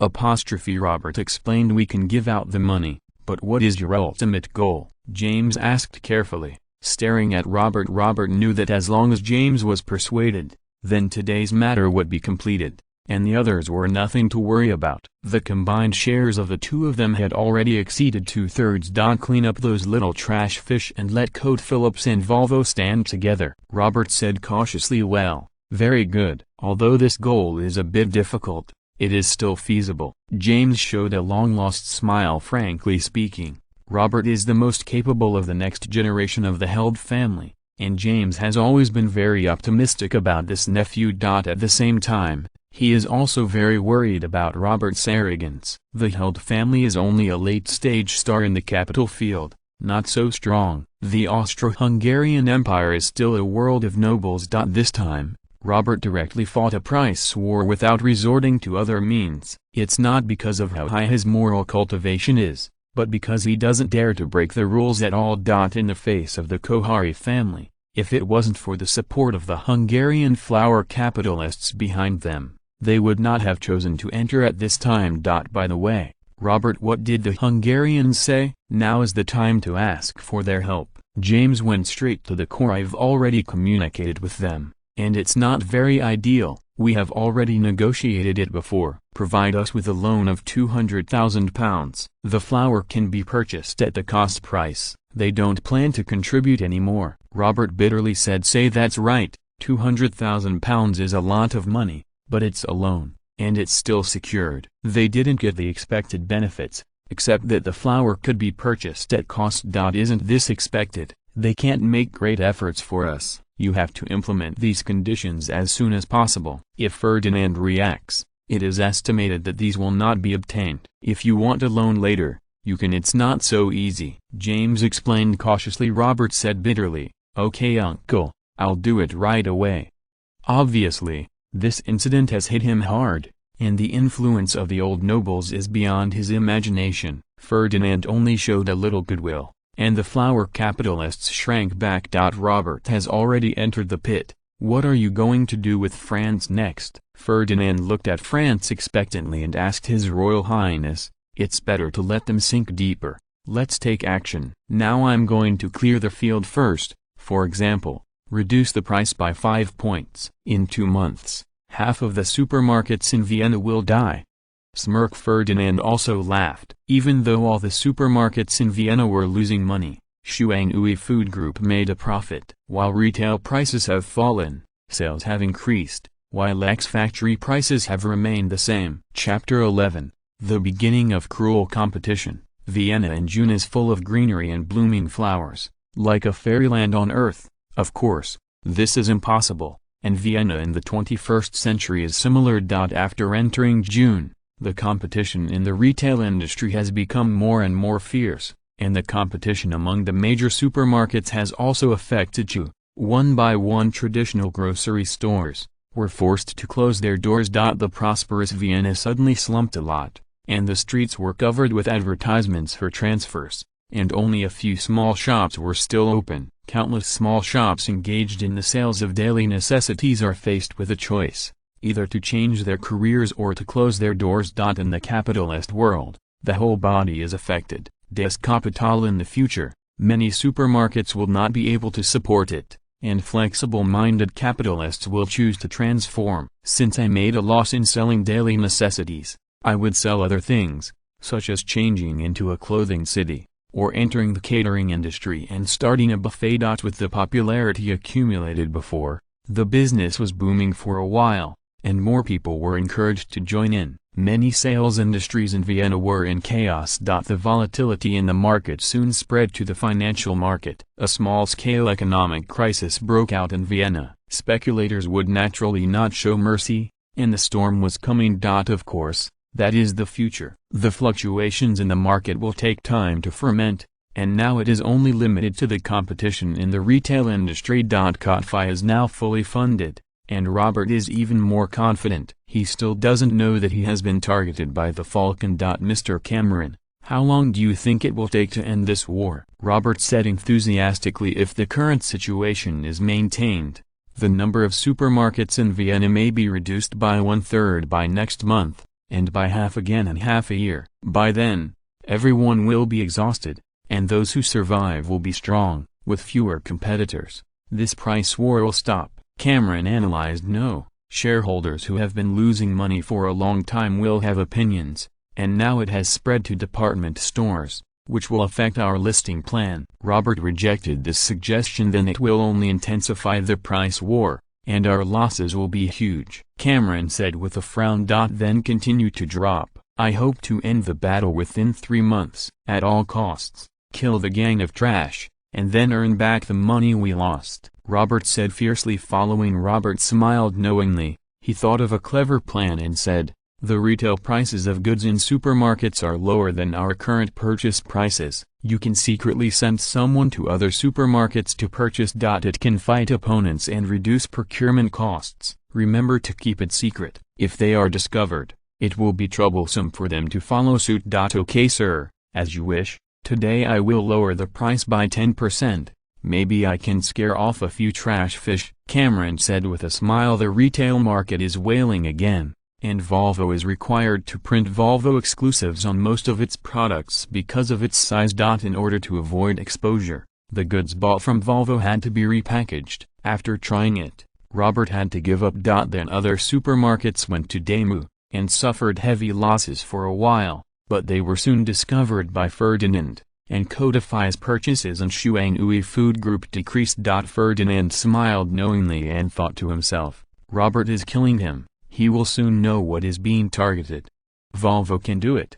It is large enough to be amortized everywhere, and it is only aimed at the Codify family. Even if Ferdinand is exposed. Don't look at the strength of those small capitalists. If they all move, even Ferdinand will be afraid of 3 points. Ferdinand didn't hesitate, but just let people release the news that Kurt's purchases were reduced. I believe that as long as you are not a fool, you will know that there is a problem. Sure enough, it didn't take long. He was imitated by shrewd capitalists and sent someone directly to the Coat Fisher supermarket to pick up the goods, causing Cameron to be in a hurry. Capitalists with backgrounds have also used a lot of connections to add blockage to Caterpillar. For example, Caterpillar's department store is often cut off from water and electricity. Of course, a few thugs would occasionally pop up to make trouble, and even when it was intense, people were killed. Everyone knows that the Caterpillar department store is losing money, and they all aim at the department store in a tacit understanding.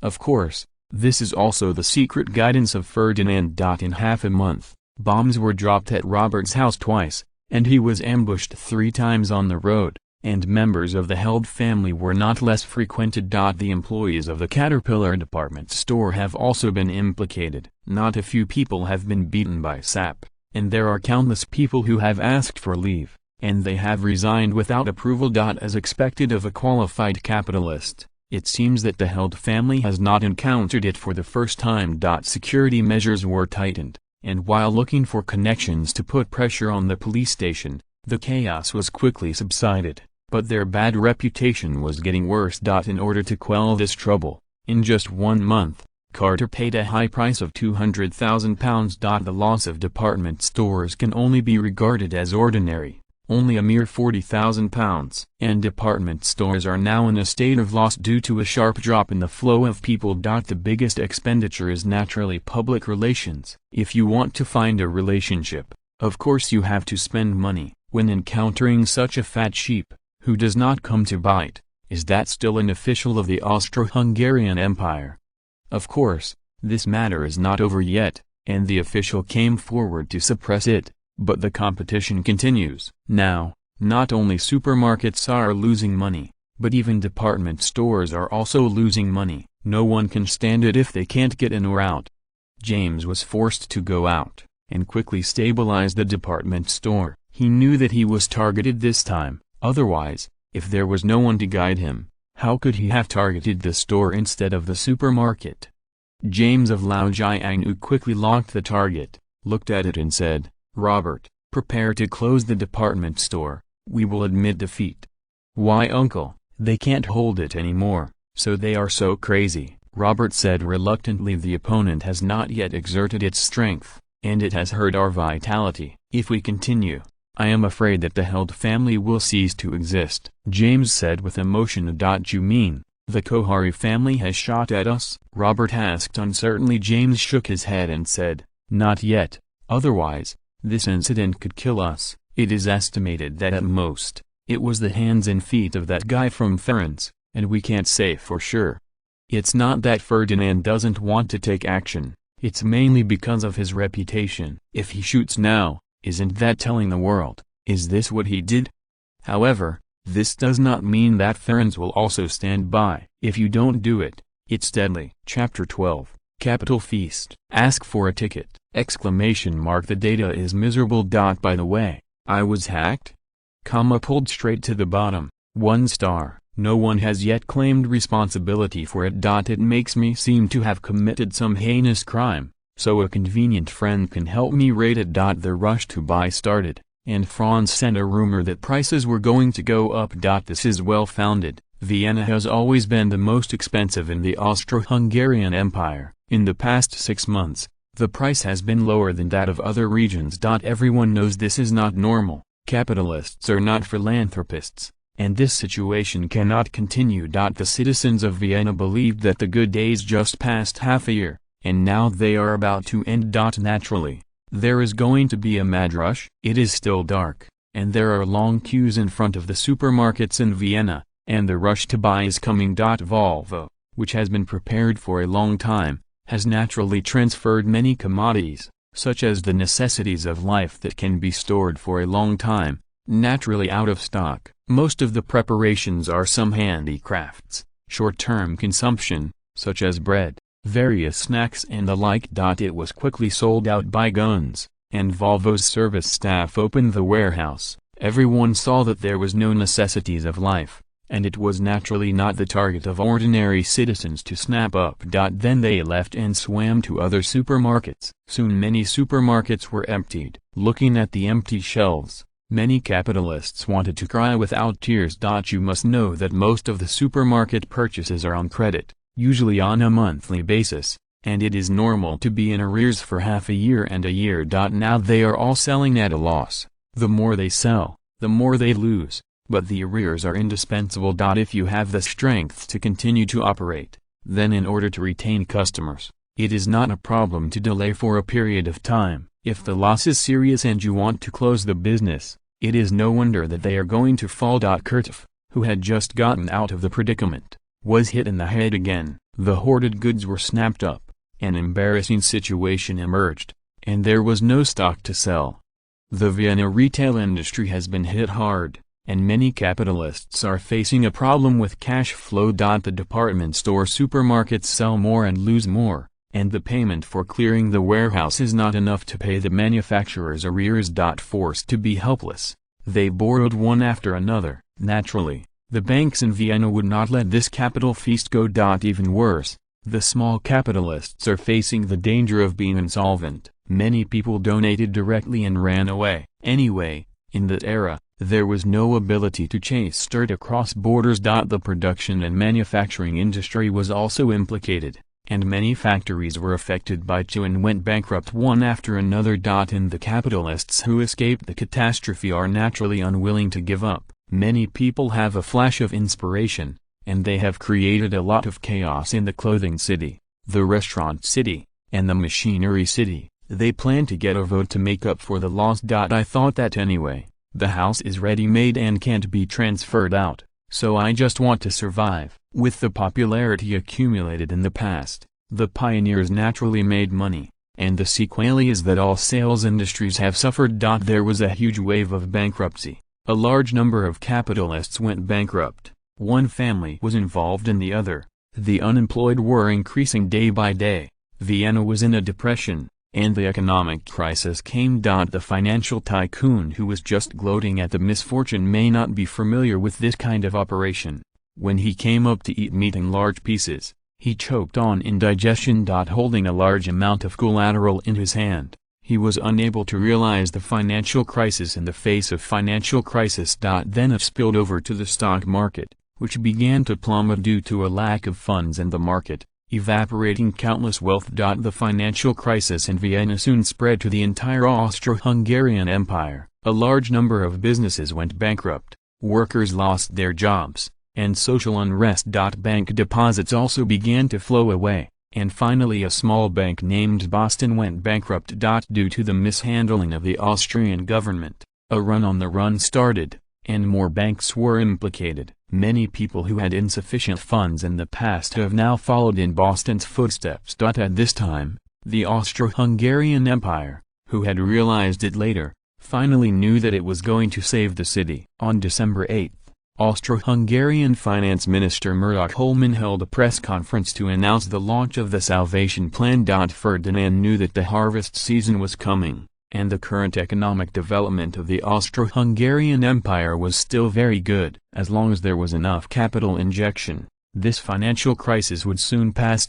Taking advantage of the downturn in the stock market, Ferdinand gave full play to buying, and bought many valuable companies at the price of cabbage. He also invested in Skoda and became the second largest shareholder. Of course, the current Skoda has no future generations, and its real outbreak will begin in 1899, reaching its peak in 1937, and the production of artillery has surpassed the entire British Isles. Ferdinand just planned ahead. The Coat Phillips department store, which has long been a favorite of Ferdinand, cannot escape its grasp.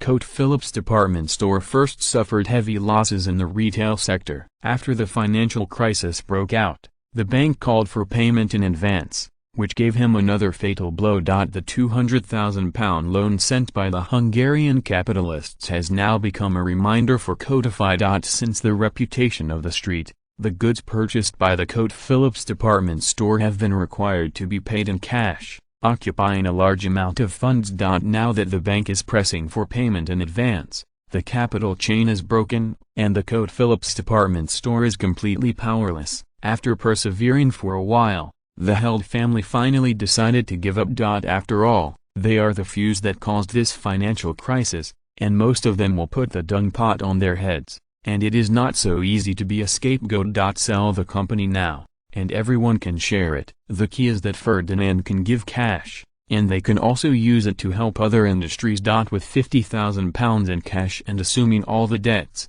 Ferdinand easily merged Coat Fisher Department Store, a giant company valued at £800,000. This kind of opportunity is only available during the financial crisis, when a large number of enterprises go bankrupt. Everyone is busy with mergers and reorganizations, so naturally no one will compete with Ferdinand. 10 years of hard work is not as good as an outbreak.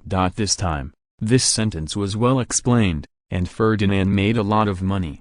The harvest this time alone is enough for the Kohari family to struggle for 10 years. The occurrence of the economic crisis was somewhat beyond Ferdinand's expectations, and the power of the butterfly effect was beyond his imagination. As the butterfly effect ferments, the profits force will become smaller and smaller. Ferdinand was a little panicked, and he seemed to have to prepare a few more backways. The Austro-Hungarian Empire does not need to be considered, although this is the base camp of the Kohari family, but unfortunately the future is destined to have no future. The Allies don't have to think about it. Ferdinand is not confident that he can change the outcome of the world war by himself. It seems that it is also a good choice to go to the colonies to develop beyond Europe. After all, many places are now empty fields, and there are no competitors at all. I probably still remember a few famous mines in the world, and I can become a mining tycoon no matter how bad it is. Time is running out. It seems that the London party will be ahead of schedule, Ferdinand said secretly. Chapter 13, The London Trip. The financial crisis of the Austro-Hungarian Empire came and went quickly. When the government put enough money into the market soon began to pick up. In the capital feast, Ferdinand, full of food and drink, has now started a trip to London. It's time to go out and avoid the limelight. In the past 2 years, Ferdinand has made a statement in the Austro-Hungarian Empire, and he has made another big profit in the capital feast just now. So striking, it's not Ferdinand's style. Just took this opportunity to go out for a walk and solve the gold mine incident. By the way, after Ferdinand was reborn, he immediately sent people out to buy land. Many famous minerals discovered in later generations were taken into his arms. The conditions in many places are so bad that there is no mining value yet, so take it and leave it alone. But those open-pit gold mines can't be left alone. Who knows if it will be discovered in advance? The gold mine will be hacked, and the income of tens of millions of pounds is enough to make people crazy. Ferdinand, who was not strong enough, was going to find a strong partner, and he had to ensure his own interests, so he had this trip to London. Queen Victoria, full name, Alexandra Victoria, May 24, 1819, January 22, 1901, daughter of Prince Edward, Duke of Kent and Strathearn, succeeded to the throne at the age of 18, regarded as a national symbol. Queen Victoria reigned for 63 years and 7 months. Longer than any British monarch and longer than any female monarch in history, known as the Victorian era. This was a period of considerable development in Britain in industry, culture, politics, science and military. Queen Victoria was the last monarch of the House of Hanover. Her son and heir to the throne Edward VII belonged to the House of Saxe-Coburg-Gotha. The Victorian era was the most glorious period of Britain. It was the trade center of the world at this time. The British said proudly, the plains of North America and Russia are our cornfields, Chicago and Odessa are our granaries, Canada and the Baltic Sea are our forest farms, Australia and West Asia are our sheep lands, Argentina and the western grasslands of North America are our cattle herds.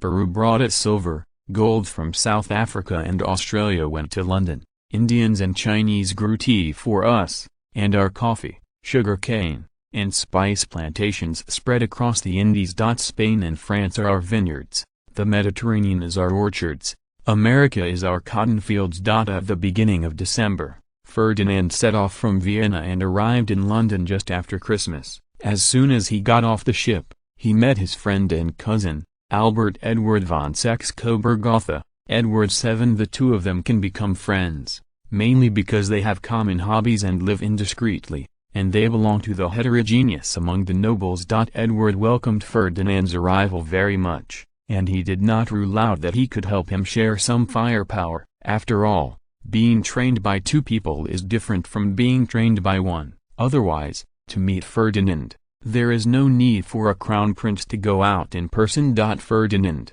my brother, why are you here now? Edward shouted at Ferdinand. Damn, you don't know how far this road is. The wind and waves at sea are really abominable, Ferdinand complained. Talking and talking. This is Ferdinand's strong direction. The two naturally talked very much, and according to the etiquette, he went to visit Queen Victoria first. Buckingham Palace. Well, although it is well known in later generations, Ferdinand doesn't think it's anything special. It may have been integrated into this world, and in his opinion, it is similar to an ordinary palace. The calligraphy and paintings along the way made his eyes bright. Antiques and cultural relics from all over the world gathered here, and the furniture like works of art made Ferdinand an eye-opener. Edward seemed satisfied with Ferdinand's performance. He opened his mouth and said, "If you like, I can consider giving you some, but now I'm going to see my mother." Pulling Ferdinand back to reality, he smiled awkwardly. His performance just now was really embarrassing. "Ferdinand, you are welcome here," Victoria said kindly, but for Ferdinand, it was no less than a year. Victoria's aura was too strong, and he felt a little sympathetic to Edward now. With such a strong mother, it would be sad to think about it.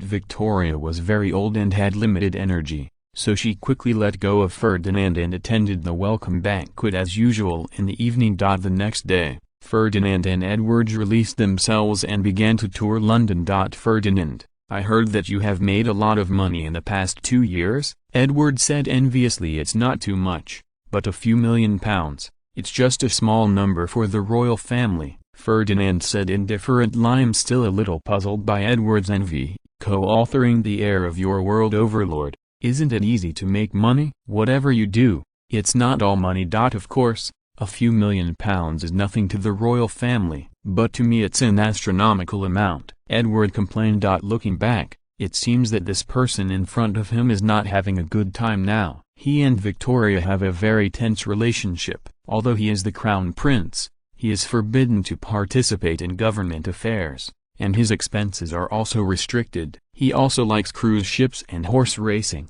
and often spends a lot of money, and financial difficulties are also normal. God, make fun of me. As the crown prince of the British Empire, you will have no money. Don't tell me that the royal family has hundreds of millions of pounds of assets. You will have no money, Ferdinand exaggeratedly said. In fact, he was very happy. "Since you're short of money, you can do it." Immediately changed the plan, and the cooperation with Edward seems to be the same. As long as the officials in the colony are not overwhelmed, no one should dare to make things difficult for the crown prince's industry. How can you look at it? Edward is also more foolish than Victoria, and the price paid is much less. How can you give up the gold mine delivered to your door? Economic control, no more than £10,000 a month. You know I have a lot of expenses. How can I have enough money? Edward complained. Don't you know how to invest? Ferdinand asked cooperatively. Why not? But with my little capital, I won't be able to share much. Edward growled. Well, I found a gold mine, and you are not interested? Ferdinand said with a smiley. Supermarket. I also opened a few, but the profit is not very good, Edward said bluntly. Ferdinand scolded incessantly, that you pirated my ideas and complained to my master that the profits were not high.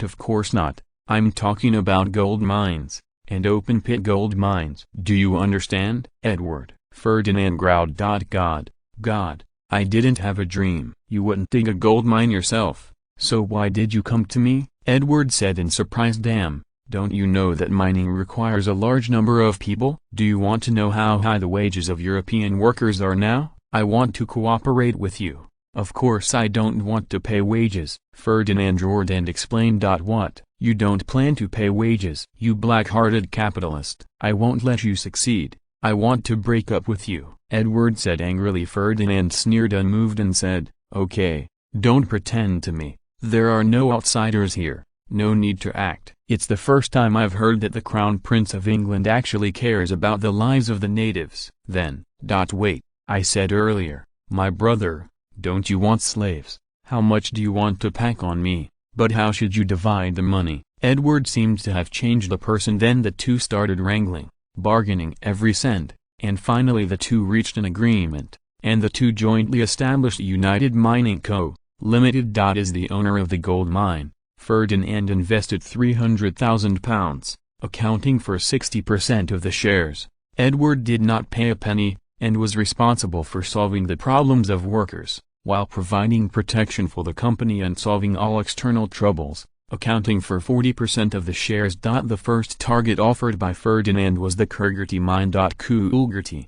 The Kurgurti gold belt is one of the two largest gold-producing regions across Australia. The Kurgurti gold project is located approximately 40 kilometers west of Kalgoorlie in Western Australia. In 1892, 554 ounces of gold were discovered here, and it triggered the last wave of gold-digging immigrants in the world. At that time, nearly 16,000 people poured into Kurgurti, making it almost the third largest city in Australia. The resource of the project is about 1.2 million tons, with a grade of 1.7 grams/ton and a gold content of 69,000 ounces. During the first 28 months of the mine's life, 65,000 ounces of gold can be recovered through 3 shallow ore bodies. Chapter 14, Bulgarian coup. The trip to London was much smoother than Ferdinand expected. Not only developed a gold mine, but also deepened the relationship with the British royal family, which was of great help in the future. Edward,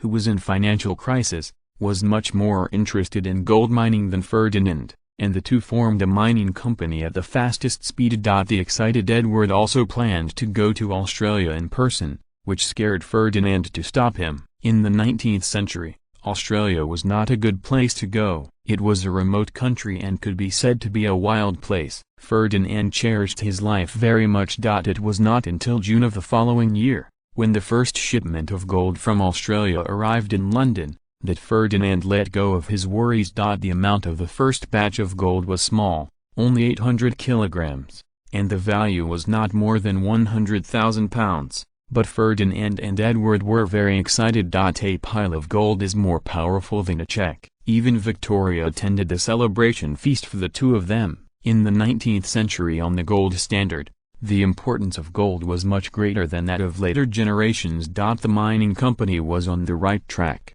and Ferdinand set off for Vienna, which, no surprise, could generate hundreds of thousands of pounds a year for him. It was different from when he first arrived. After returning to France, Ferdinand took the land route. In France, the Arc de Triomphe in Paris, the Eiffel Tower, the Louvre, Notre Dame, the Pantheon, all left his footprints.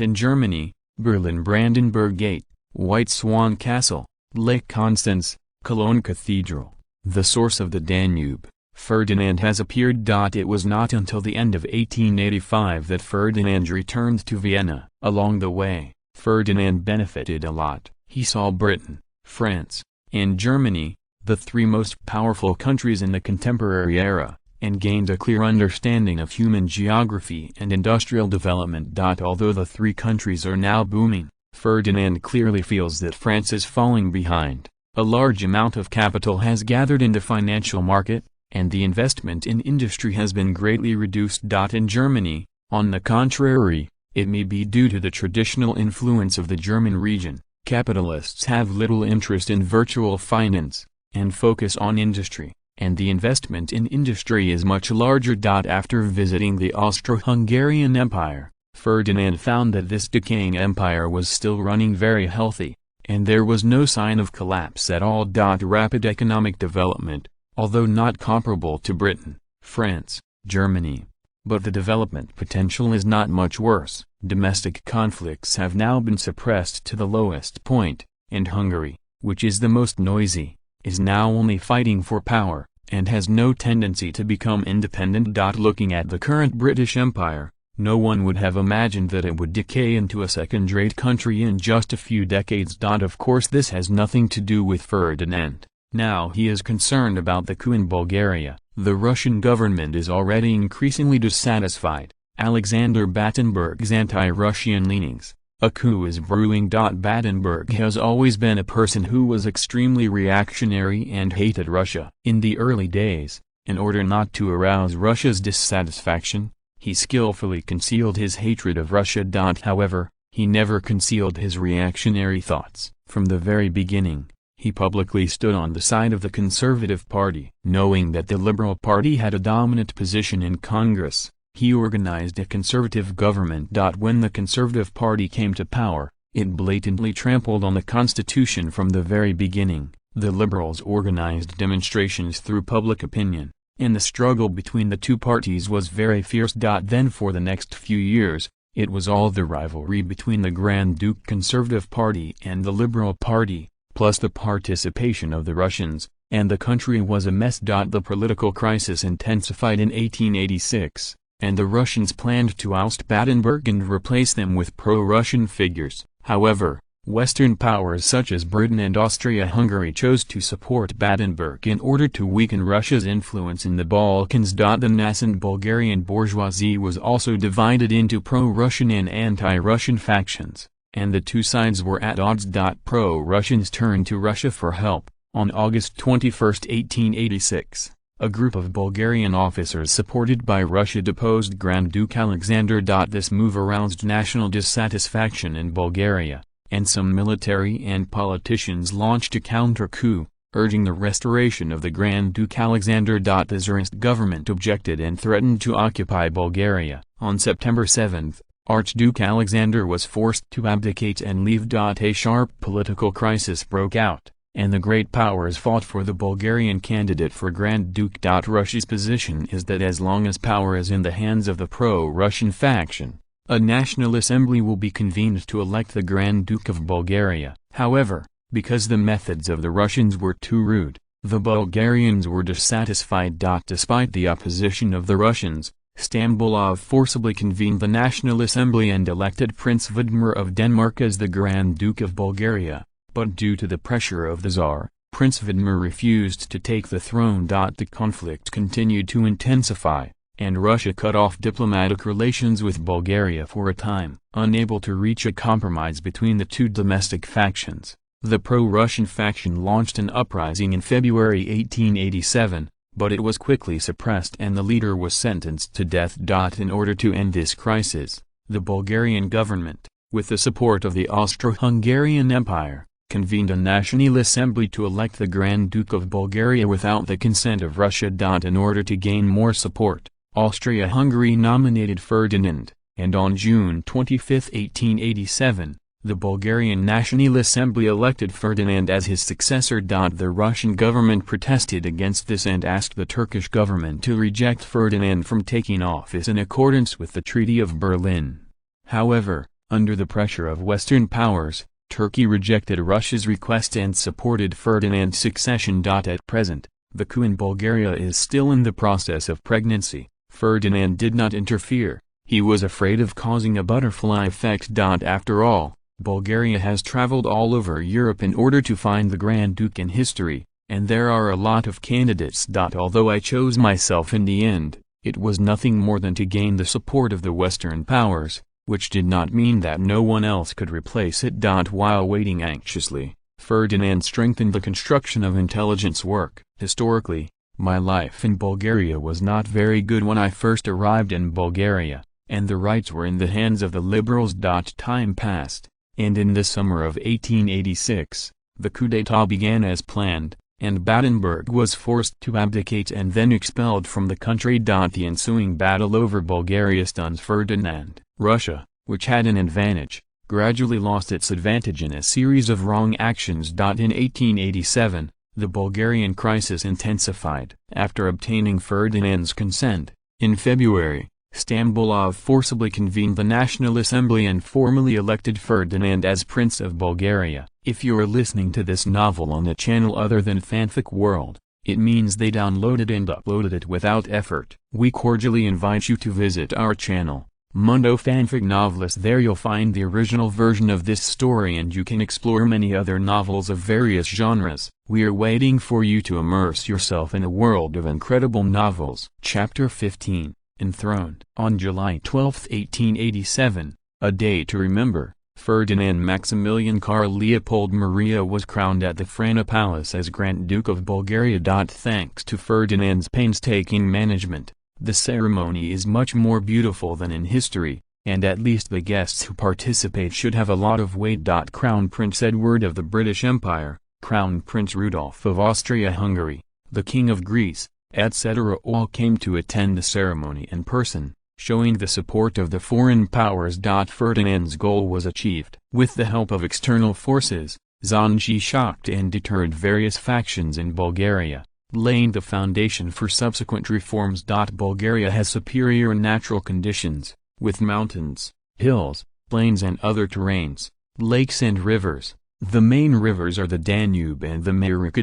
At the same time, it is also poor in natural resources. The main minerals are coal, lead, zinc, copper, iron, uranium, manganese, chromium, mineral salt and a small amount of oil. In general, it is suitable for the novice stage. It has been ruled by the Ottomans for a long time, and has just gained independence. There are no big aristocrats or big capitalists in the country. The development is very good at the beginning, but the potential is not large. Although Ferdinand had been prepared for a long time, still couldn't resist commenting. Stambolov, do you have any good suggestions for personnel appointments and removals? Ferdinand asked calmly. Stambolov, Bulgarian statesman, powerful prime minister, 1887 to 1894. Regarded as Bulgaria's Bismarck. He studied at the seminary in Odessa from 1870 to 1872, and in his early years participated in Bulgarian underground revolutionary movements against Turkish rule. Led small anti-Turkish revolts in 1875 and 1876.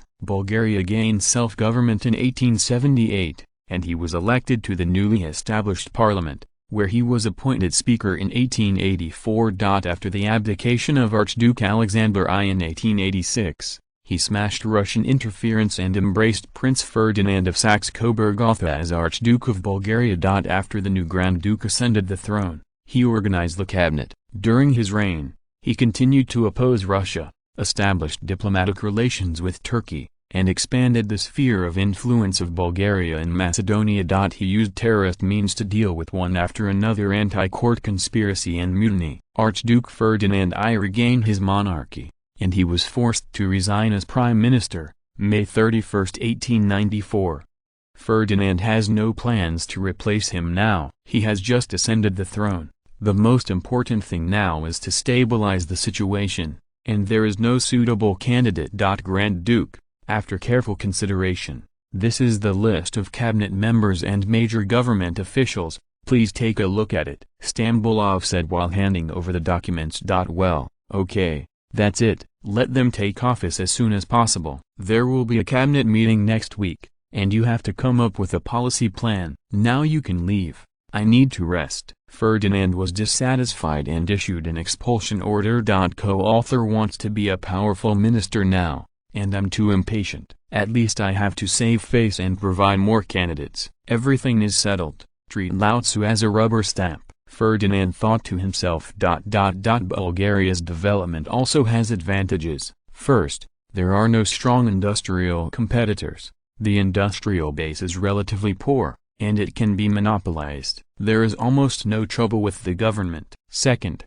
I am very rich, and there is no technical blockade now. Say, you can get the technology you want. The government should let them vigorously develop agriculture. What kind of industry are they playing? They are still waiting for loans to pay wages. By the way, education needs to be developed, but for now, let's just use literacy classes to encourage patriotic youth to disseminate cultural knowledge and send just a little reward, and you can save a fortune. Ferdinand was busy planning Grand Duke. The cabinet ministers have already arrived. After waiting in the main hall, has the meeting started?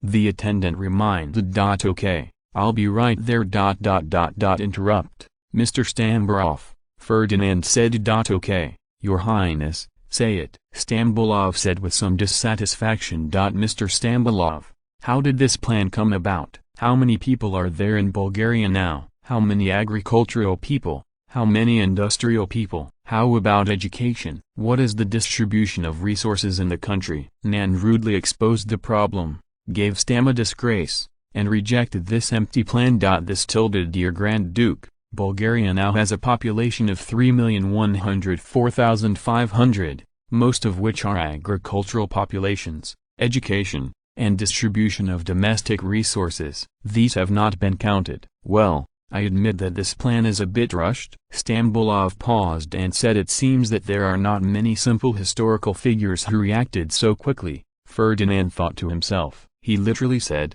Mr. Prime Minister, we are responsible to the Bulgarian people. We must understand the actual situation and formulate a policy program.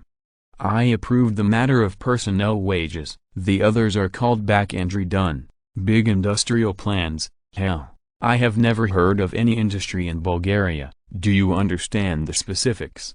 From the perspective of population structure, I suggest that you focus on developing agriculture first. We must consider the interests of the majority of people. There is also education reform, which should focus on the direction of science, and literacy classes can be established first. Industrial development, first find out resource distribution, making plans according to local conditions. There is no big industrial plan like this. I don't want to see it again.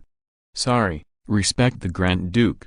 We'll go back and redo it right away, Stambulov said with his head down. Stambulov, dazed by Ferdinand's beating, the carefully prepared plan was said to be worthless, and there was no way to refute it. From Ferdinand's point of view, the current Bulgarian government is similar to the Tongmenoui in the Xinhai period. It is a group of idealists who can talk rhetorically. The specific policy strategy is completely in the stage of novices. Go, gentlemen, for the future of Bulgaria, you have worked hard for you. Seeing that the cabinet headed by Stam bowed his head, Ferdinand of course knew that he would accept it as soon as he saw it. For Bulgaria, the few people who were still downcast just now became more energetic. Fight for Bulgaria!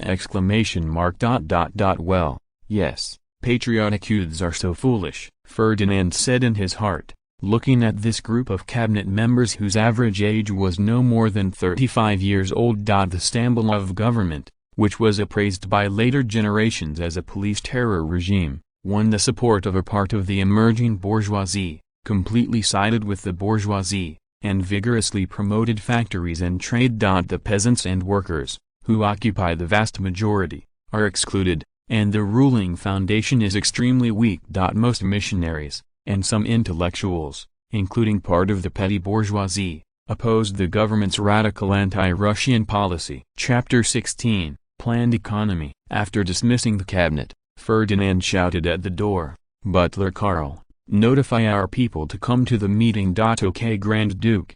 The old butler Karl replied in a loud voice. Half an hour later, Ferdinand called everyone together and said, Sir, please take a seat. Everyone came to Bulgaria with me from the Austro-Hungarian Empire. Now the situation is basically clear to everyone. Bulgaria is just a small country. It's not easy to grow and develop. Now I need everyone's help. Ferdinand looked down after saying that. Respected Archduke, it is our honor to serve you, Franz and the others said in unison. Ferdinand was very satisfied with everyone's reaction and said with a smile, Okay, let's not talk nonsense, let's expand our industry first. Although Bulgaria's current market is still small, the competition is also small.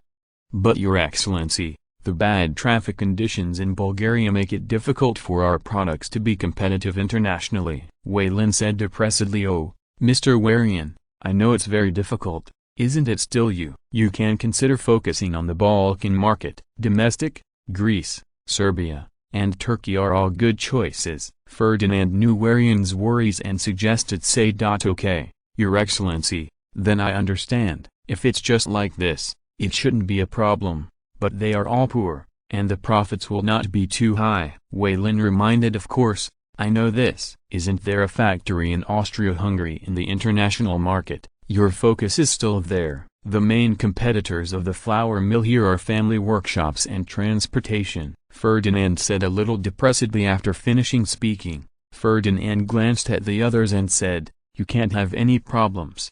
Looking at the silent crowd, Ferdinand said depressedly, It seems that the road must be built first. I will ask the cabinet to formulate a railway plan and issue public bonds as soon as possible. Although he was already prepared, Ferdinand was still very depressed. He still had a headache about how to go in the future of Bulgaria. After thinking about it in my heart, the high-energy route, how to get the high-energy route, internal combustion engines, Cars, planes, tanks, etc. are still far away, and these things cannot be produced by Bulgaria. Even if it comes out, it can still be sold internally, but if you go out, you will be beaten up by other companies in other places. The industrial heritage is too poor. Now it's better to farm slowly. There is really no way for the industrial base. It needs to be replenished slowly and needs support from the state. Let's convince the second-ranking cabinet first. Forget it. Let's just use big data. Young people don't have much patience. They can start a 5-year plan and adopt a planned economy, which suits their appetite. Now there are no capitalists in Bulgaria.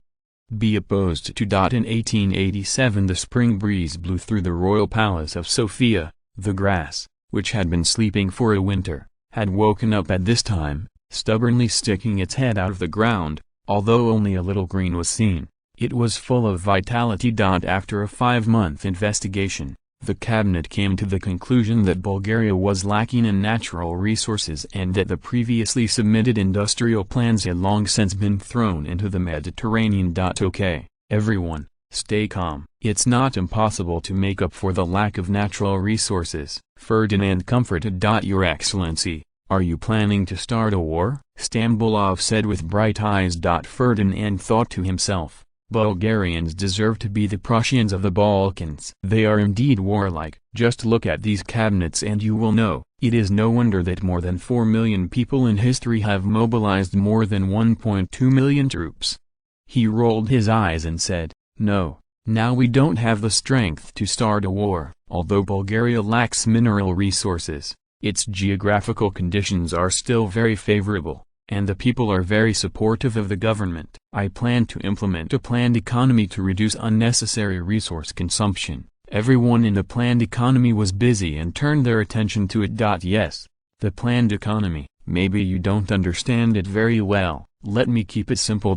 Take an example, such as railways. It is planned to build 1,000 kilometers of railways within 5 years to improve the traffic in Bulgaria. If private capital is not enough, the government will issue public bonds to build it. 8,000 kilometers of railway, built in Bulgaria in 5 years? Transportation Secretary Clinton asked incredulously. That's right, the Grand Duke said with a smile. Then I support it, Clinton said directly. This is just one of them. All major industries in Bulgaria are involved, Ferdinand said confidently, seeing the performance of everyone. He knew the result. Okay, be quiet. Let's discuss it when I'm done talking. Ferdinand waved his hand. This is my initial idea, you can take a look. After finishing speaking, Ferdinand handed over a copy of the Bulgarian 5-year plan to everyone. Article 1. Focus on the development of agriculture, invite agricultural experts, vigorously promote advanced agricultural production technology, and achieve a 30% increase in the total output of agricultural products within 5 years, and increase farmers' income. Article 2. The Railway Plan, building 1,000 kilometers of railways across the country in 5 years to improve traffic conditions. The required funds will be solved by the government issuing railway bonds. Article 3. Military. 1. Establish a primary arsenal and basically realize the localization of light weapons and equipment within 5 years. 2. Complete the reorganization of the national army within 5 years, and implement the reserve system and compulsory military service system. 3. Establish a national defense university. Article 4. Industry. Encourage the development of heavy industries. Considering the lack of resources in Bulgaria, support for key industries such as steel mills, machine factories, and military enterprises, exempt from taxation, and give priority to domestic use under the same conditions. Article 5. Education. 1. Establish literacy classes in factories and rural areas, encourage young students to teach the public during the holidays, and focus on popularizing the law, and control the illiteracy rate within 15% within 5 years. 2. Establish a family in view of the special period now. Public comprehensive universities only offer science and engineering courses. Three new normal colleges will be built to train teachers to lay the foundation for future compulsory education. The above 5 items are the core of this 5-year plan. It can also be called the 5-year plan. If you have any suggestions, you can add them, and you can also raise your opinions. Ferdinand said confidently. Respect your excellency the Grand Duke. Can I do it? This obviously violates the laws of the market. Economy Minister Michael asked incredulously. Of course you can. Don't care about the bullshit market rules. It's nothing more than taking money from the capitalists, and the remarks are all used to fool people. Be confident. You are all Bulgarian elites, and you can definitely do it. Said maybe it will be over-completed. The Grand Duke encouraged Your Excellency the Grand Duke, how to solve the funds. With Bulgaria's fiscal revenue, I'm afraid it will be difficult to complete. Prime Minister Stambolov here. The main expenditure is the railway plan. The issuance of railway public bonds can set a higher interest rate to attract private capital. If it is not enough, you can go abroad to sell it. Later, the income from railway operation will be used to pay off the debt, and at most the government will make up for it. A little.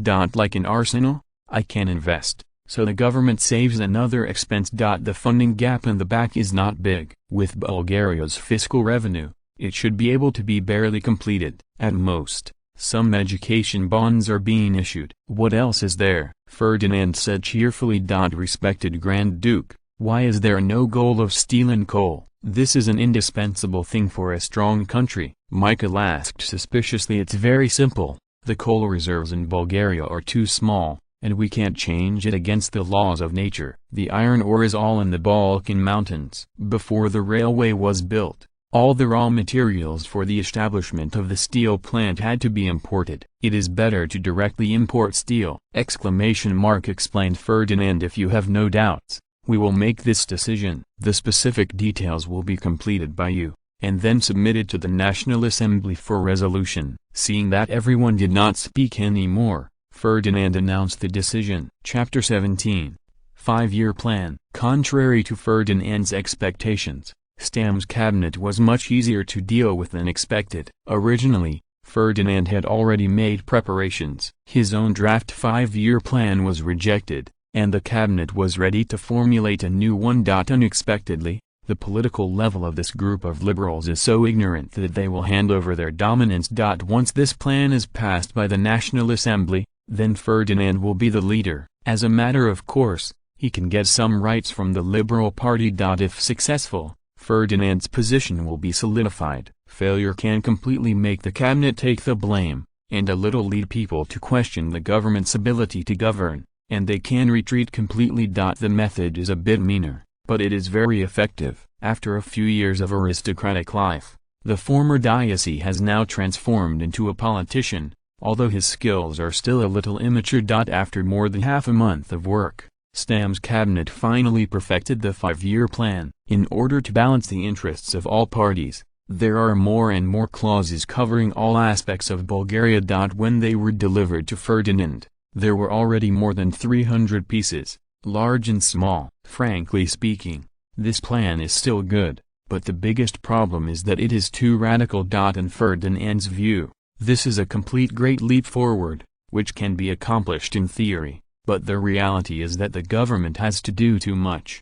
This is a common problem of idealism, always wanting to get things done at once. Ferdinand did not raise objections. If this plan was really completed, Bulgaria would be the hegemony of the Balkans. It's better not to come out and pour cold water now. Judging from the change in Stam's attitude, his calculations have now been discerned. But it was because of Bulgaria's development that it could not come out to oppose it. January 5, 1888, was called Bulgarian Revival Day by later historians. Stam's cabinet submitted the 5-year plan that shocked the world to the National Assembly, laying the foundation for the rise of Bulgaria. The National Assembly, dominated by the liberals, passed the resolution without any risk, and Ferdinand also signed it on the spot, announcing that the bill came into effect, and Bulgaria's vigorous 5-year plan began. There are too many terms, but it is just convenient for Ferdinand to seize power. Ferdinand, with his broken integrity,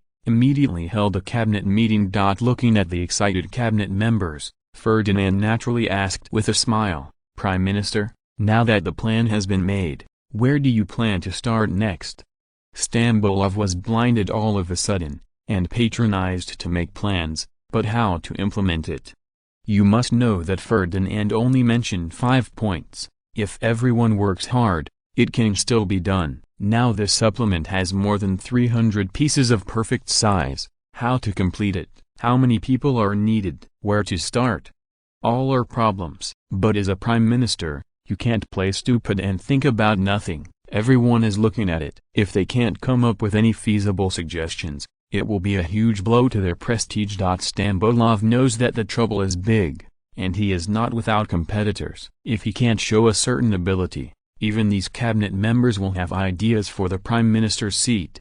After a moment of silence, Stam bit his head and said, "Your Excellency the Grand Duke, please believe that our cabinet will definitely come up with a satisfactory strategy."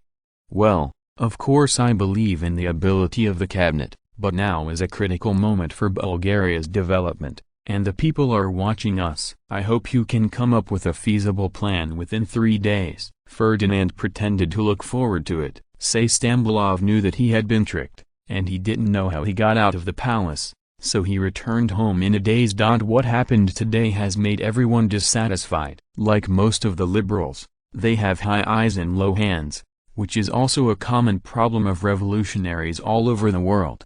A staff discussion was convened, and everyone agreed that he had been pitted by the king. But this plan was completed by Stambulov with the cabinet members. Ferdinand only mentioned a mere 5 points, and they came up with more than 300, and no one would believe it.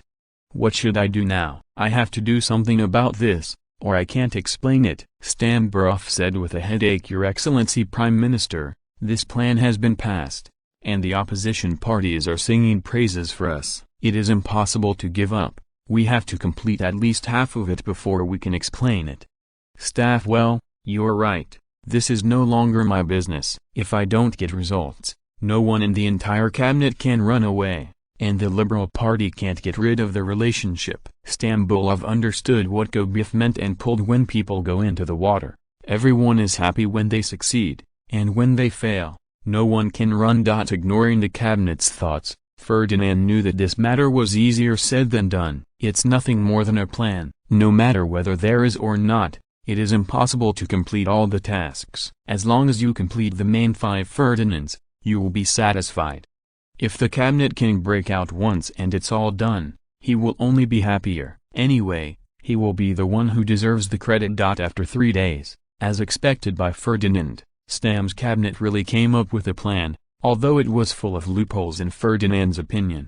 Ferdinand nodded with satisfaction, and said, "Yes, but with so many things, can you be busy? Why not split it up? Each department is responsible for some, and the cabinet is responsible for organization and coordination. Isn't it better?"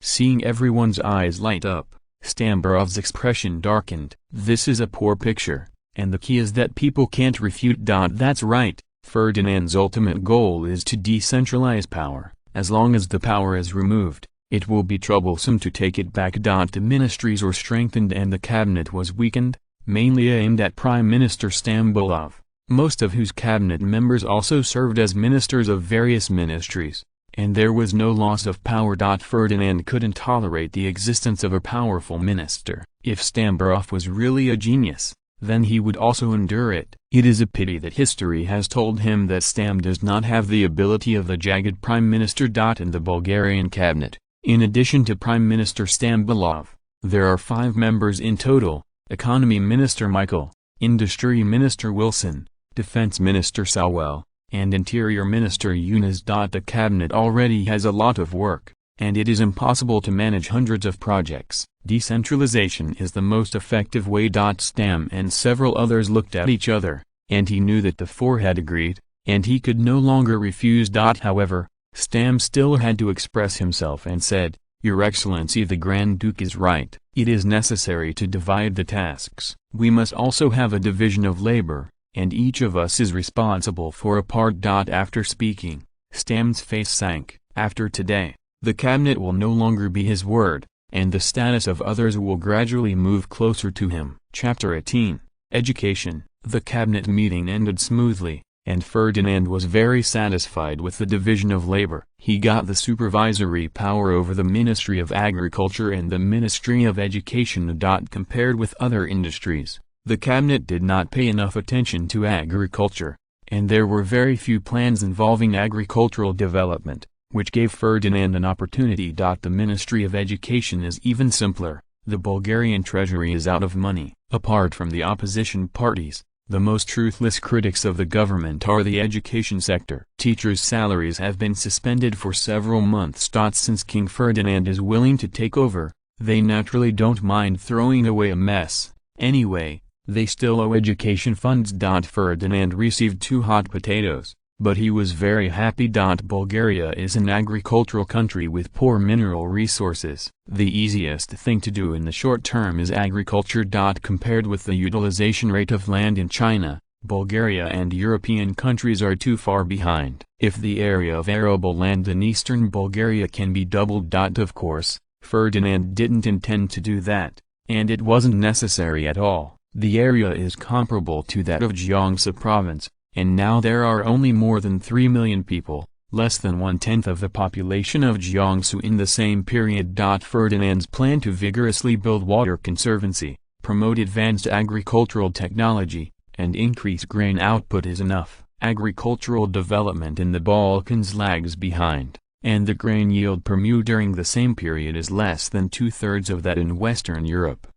As long as he does these things well and has the support of the peasant class, which occupies 9 layers of the total population, he will be invincible. To this end, even if it costs hundreds of thousands of pounds, Ferdinand does not hesitate. As for the education sector, it is better. History tells him that as long as he controls the school, he controls public opinion.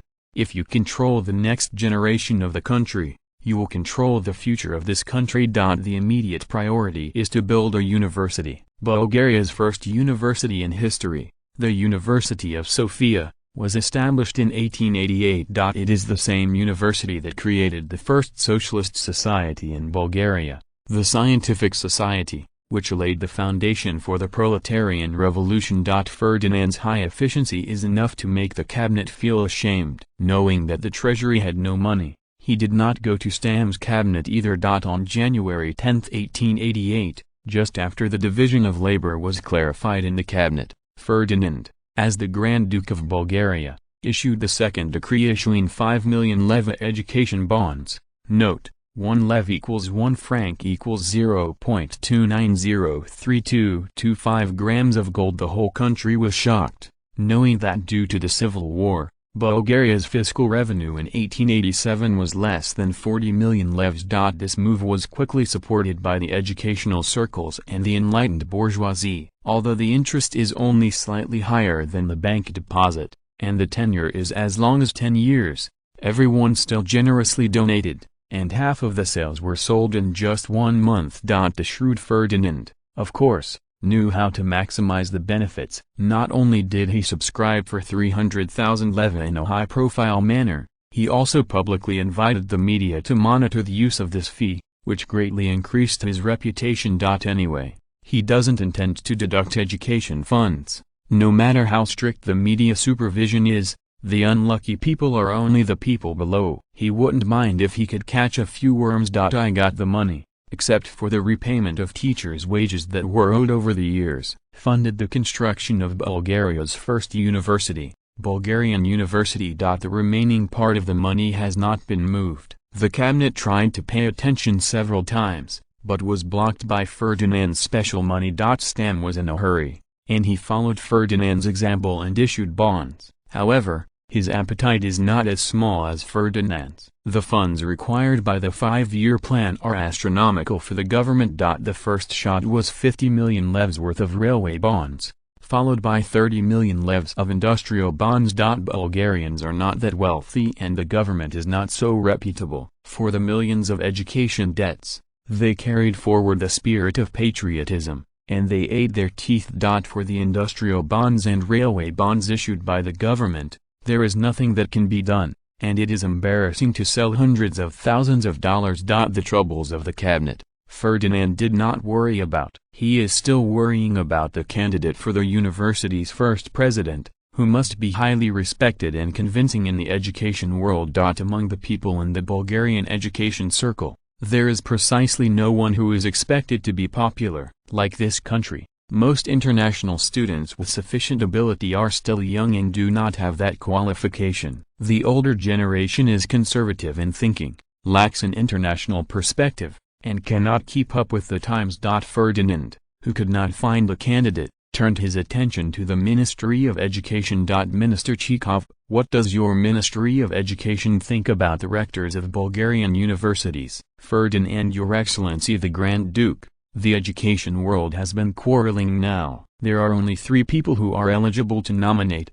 but their abilities are difficult to convince. Minister of Education Chekhov said with a headache. Ferdinand knew that the lack of ability was still a small problem. The key was that all 3 of them were opponents of Stam's cabinet. Veteran educators belong to the pro-Russian faction, and the cabinet will definitely prevent them from taking office. What about the others? We always have to find a suitable candidate. We can't drag it on like this. Now the school is still an empty shell. What to do then? You should go back and think about it slowly. Ferdinand threw the pressure on Chekhov. This made Chekhov very embarrassed. If he was elected from these 3 people, how should he explain to the cabinet? If you choose someone else, how can you convince the education community? The headache of Chekhov suddenly lit up, and he thought of a suitable candidate, or let the king be suspended. Once the idea came out, I couldn't stop it. First of all, the cabinet will not oppose and can suppress the opposition. Secondly, the education sector has also explained the past, at least in the future, there is no need to worry about education funding. This reason is enough to make the 3 old stubborn quit. On the way back, Chekhov thought the better. If Ferdinand is made the president of the university, then the presence of the Ministry of Education will definitely be greatly enhanced, and the king can bear it even if he needs funding, without having to bear the pressure of the cabinet himself. No, such a big thing is not something I can do alone, so I just contact the education community and let them come forward. If anyone objects, let him be responsible for solving education funding.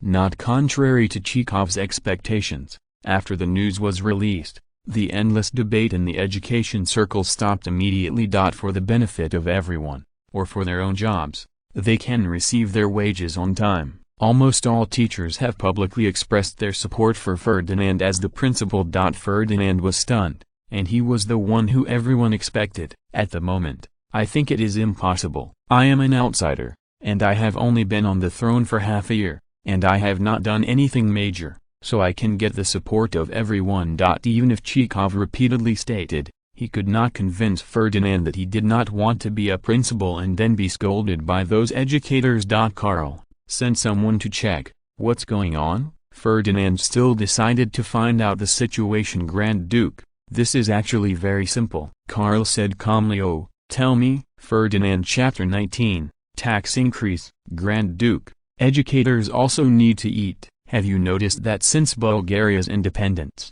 education funding has never been sufficient? Basically, every government is in arrears, and some time ago, you happened to make up the arrears. Ferdinand exclaimed, what a word to wake up the dreamer. Co-authored, they hit me on the head. But when it comes to what I want, it is not easy for the school to intervene. Now that I am a well-deserved principal, it would be too simple to intervene. Ferdinand, who had figured out the reason, naturally would not continue to refuse. But Ferdinand also knew that he was only a nominal principal and could not devote all his energy to the school. The usual school management work is still left to others. Karl, call Chekhov back and tell him I agree. Ferdinand said with a smile. Okay, Your Excellency, Karl said, and went out the door. After a while, Chekhov came in to say hello to Ferdinand. Okay, for God's sake, I promise to take the position of the principal, but the rest of the teaching staff will be handed over to the Ministry of Education, and the enrollment in the second half of the year must be done well. Ferdinand said with a serious heart. Say okay, Your Excellency, our Ministry of Education will definitely do our best, I can swear to God. Chekhov assured. Ferdinand nodded with satisfaction and said with a smile, well, tell me about your plan? Chekhov pondered for a while, and said, Grand Duke, You know that Bulgaria is the first to establish a university and lack relevant experience. Our Ministry of Education plans to hire management talents and some teachers from Austro-Hungary and the German Empire. Ferdinand pondered for a while and thought to himself, it seems that the liberals have a good impression of the Allies. Education in Russia itself is not very good, and it is normal to ignore it. Britain and France have not mentioned it. This is not a good phenomenon. Thinking so in my heart, Ferdinand is not a novice, so naturally he won't say it directly, which is politically inadvisable. Report your plan to me as soon as possible, as well as the division of faculties and majors of Bulgarian universities, the number of students enrolled, and report to me together. Ferdinand looked at Chekhov and said, "Okay, Your Excellency." Chekhov said loudly, "Well, go get busy," Ferdinand said, looking at the high-spirited Chekhov. "Yes," Chekhov said, and left the palace. On the other side, in the Sofia government building, there is now a lot of noise. Stambulov shook his head helplessly and patted the table hard. Said, "For God's sake, you are not arguing anymore. It's all about the goddamn money, and you can't make money even if you quarrel." Seeing that everyone was quiet, Stam continued, "Bulgaria's financial situation, you all know that if we do nothing, we can make ends meet. But is this possible? If you don't do anything, what do you want us to do? Instead of fighting for the budget here, you might as well think about how to get the money. Let's think about it. Let's get a loan from a foreign bank." Industry Minister Wilson suggested, "No, the bankers are not philanthropists. They will definitely take advantage of the situation and pay a huge price. Besides, the funding gap is so big. What do we take as collateral?" Economy Minister Michael objected. "Then raise taxes," suggested Interior Minister Jonas. "This is absolutely not possible. The domestic economy is sluggish, and the life of the capitalists is not easy." Stam objected. "He is very clear that the Liberal Party was supported by capitalists to come to power. Isn't it self-defeating to raise taxes on them now?" "Your Excellency Prime Minister, I also know that the capitalists have a hard time. I mean the peasants can be taxed," explained Yunus. This everyone fell into silence, and no one directly objected. After a while, Stambulov said, "How about we have a ministerial meeting and discuss it?" "Okay," everyone said in unison. Everyone knows that raising taxes is not a good job, and being scolded is inevitable. The peasant class did not have much influence, but although the feudal landlords were weak, they were not soft persimmons. Sure enough, it is the butt that decides the head. In the face of the financial crisis, as in history, the knife is still cut at the peasants.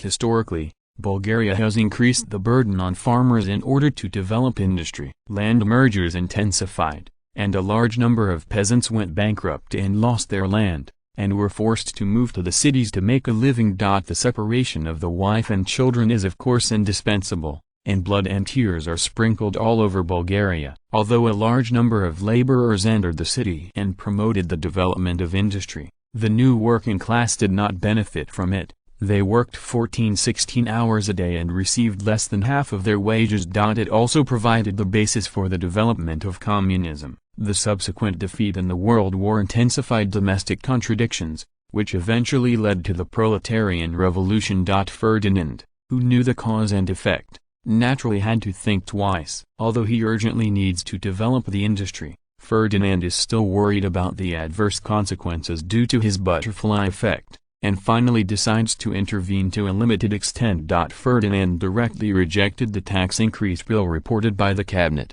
He has already made up his mind that no matter what, he cannot make a large number of farmers go bankrupt as in the past. Your Excellency the Grand Duke, now the government is in financial crisis. We have to make this last resort, Stambulov said, dissatisfied. "No, but for God's sake, I can't either. You know, when this bill is passed, thousands of families will go bankrupt, their wives will be separated, and the cries will drown out Bulgaria." Ferdinand said arrogantly, "No, Your Excellency, it's not as bad as you think. The life of the peasants will be harder in the next days, but they have to be sacrificed for the development of Bulgaria. Besides, they can still be workers, and there will be no such thing as you said, so bad," Stam said angrily. Ferdinand sneered and said, "Really? Don't take me for a fool. If you follow the new tax law you formulated, a large number of land will be annexed and a large number of farmers will go bankrupt. Don't tell me Bulgaria can provide so many jobs.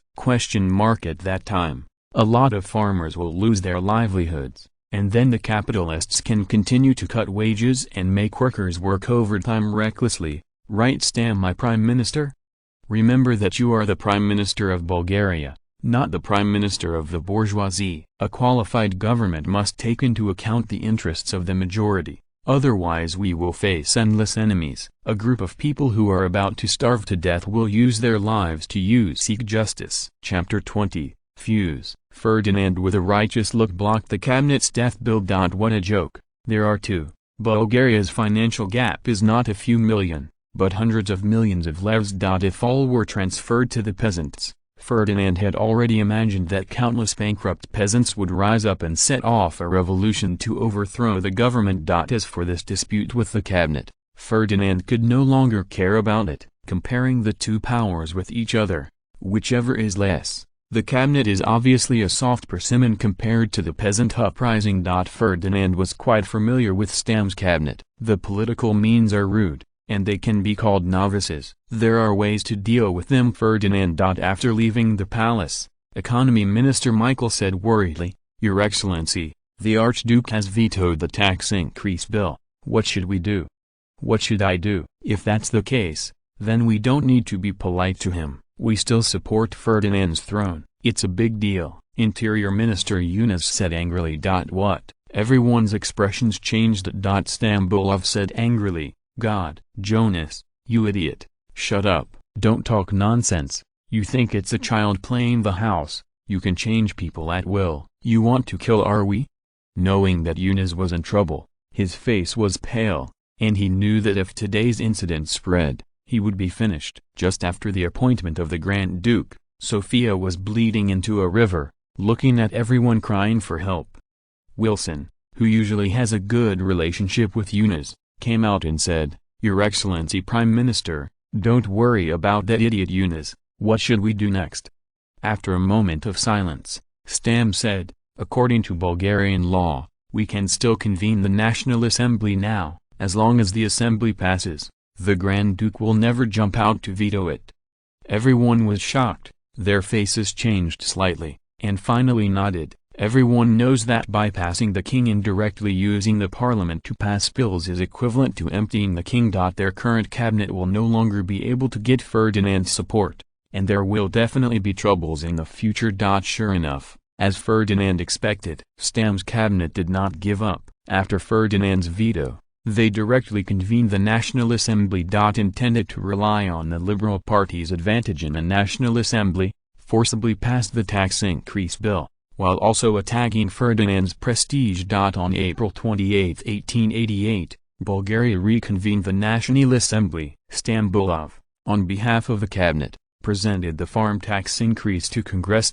However, Ferdinand, who had already expected it, naturally would not do nothing. The controversy between him and the cabinet had already spread before Congress. Will the opposition party that received the news let Stam's cabinet get its way? Ferdinand didn't know. But what is certain is that public opinion is already on its side. Once the bill is passed, the cabinet will definitely be scolded with blood. Knowing that today's Congress will definitely be very lively, Ferdinand will naturally not attend the meeting. He will just hide behind and watch the play. If he jumps out directly, he will undoubtedly surrender his identity. Looking at the noisy Congress, Stam felt irritated for no reason. It is not a fool to be able to become the prime minister of a country from the son of a shoemaker.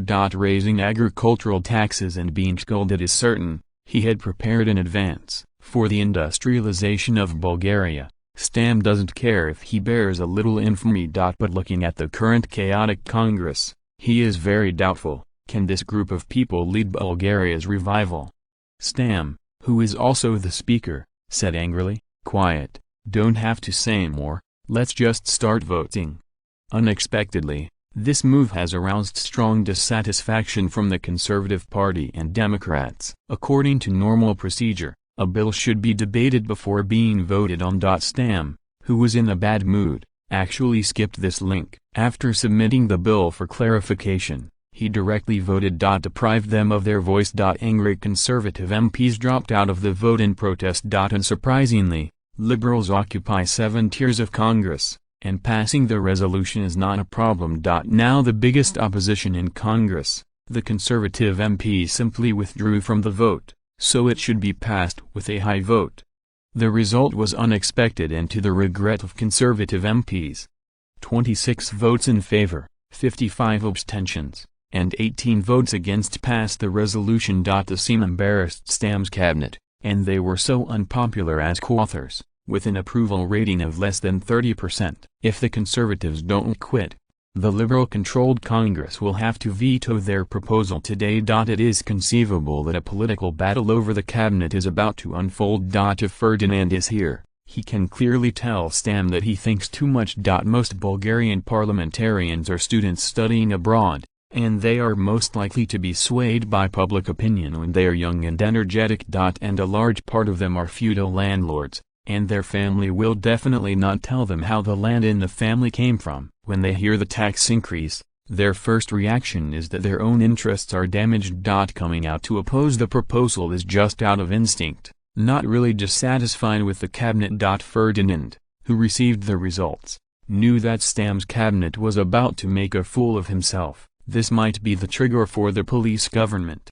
Since it could not be stopped, Ferdinand naturally followed the trend and maximized his benefits. At the very least, Ferdinand's intelligence organization has already begun to act. Several newspapers have been secretly acquired, and they are cheering for Ferdinand. While everyone didn't react, he gave him a wave of prestige. At least in the hearts of most people, Ferdinand, who opposed the tyrannical levy, was a benevolent king. Ferdinand's eyes have now left Sofia and entered the vast countryside. As early as last year, Ferdinand sent people to the Austro-Hungarian Empire to invite agricultural experts, and then ordered the Ministry of Agriculture to do a preliminary investigation. His agricultural development plan was formulated by these experts. In order to ensure the smooth completion, Ferdinand also lowered the standard. As early as 1,000 years ago, during the Warring States period, farmers realized that fertilizers could be used to improve the soil. Early farmers applied compost and animal manure to their fields.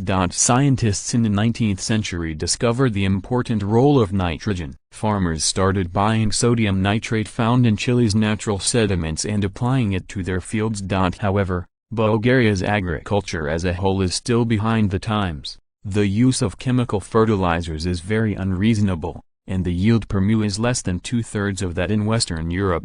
Water conservancy projects are even more messed up, basically relying on the sky for food. If Bulgaria is not climatic conditions, vast and sparsely populated, it is estimated that there will be headaches for eating. Ferdinand is no longer a sophomore, and he didn't plan to solve the problem in one go. He was going to pick wrong eye first.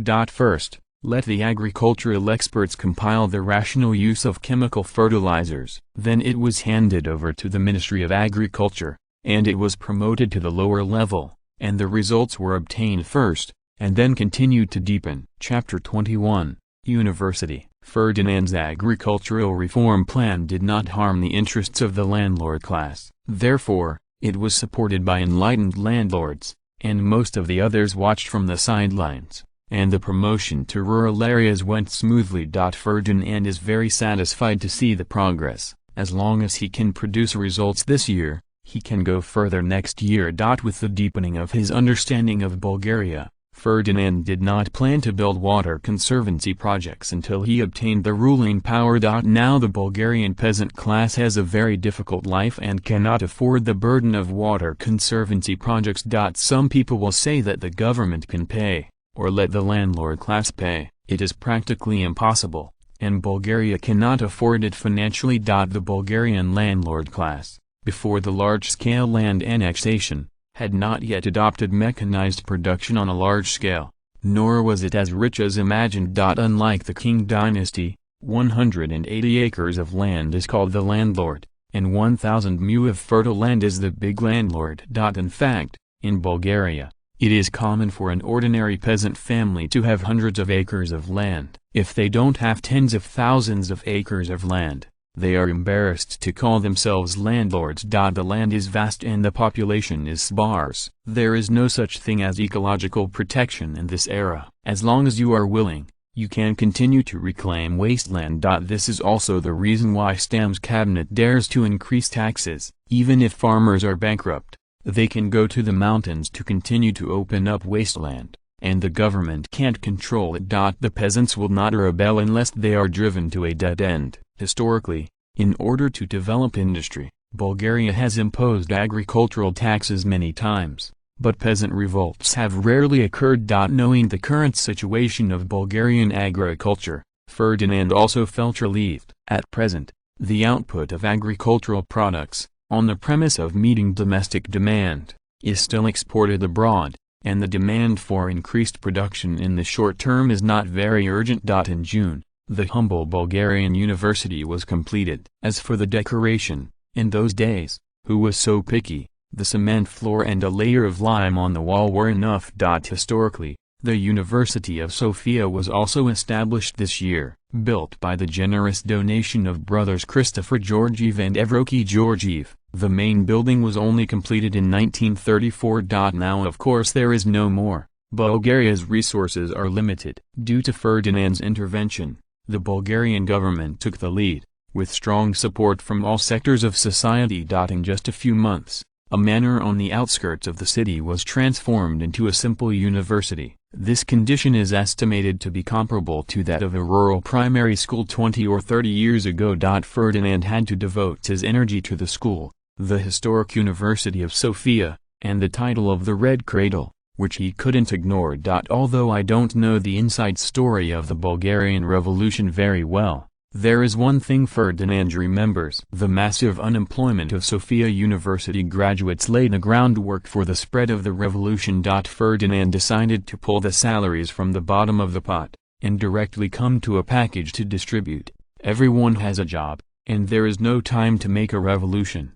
On July 2, 1888, Ferdinand held a school management meeting to determine the number of admissions for the first enrollment and the division of faculties. Mr. Minister, is the Grand Duke really coming to the meeting? Elko Konstantinov asked in surprise, a famous Bulgarian writer, currently a literature teacher at Bulgarian University. The others also pricked up their ears and expressed concern. Although they are all celebrities in the education world, the biggest official they usually come into contact with is the Ministry of Education. I had no idea about Ferdinand, the high-end version of the principal. At that time, he was elected only to win funds. Of course, the Archduke attaches great importance to education. Isn't it half an hour before the start? Just wait patiently, Chekhov said with a smile. After a few polite words, Ferdinand waved his hand and said, "Okay, let's start the meeting."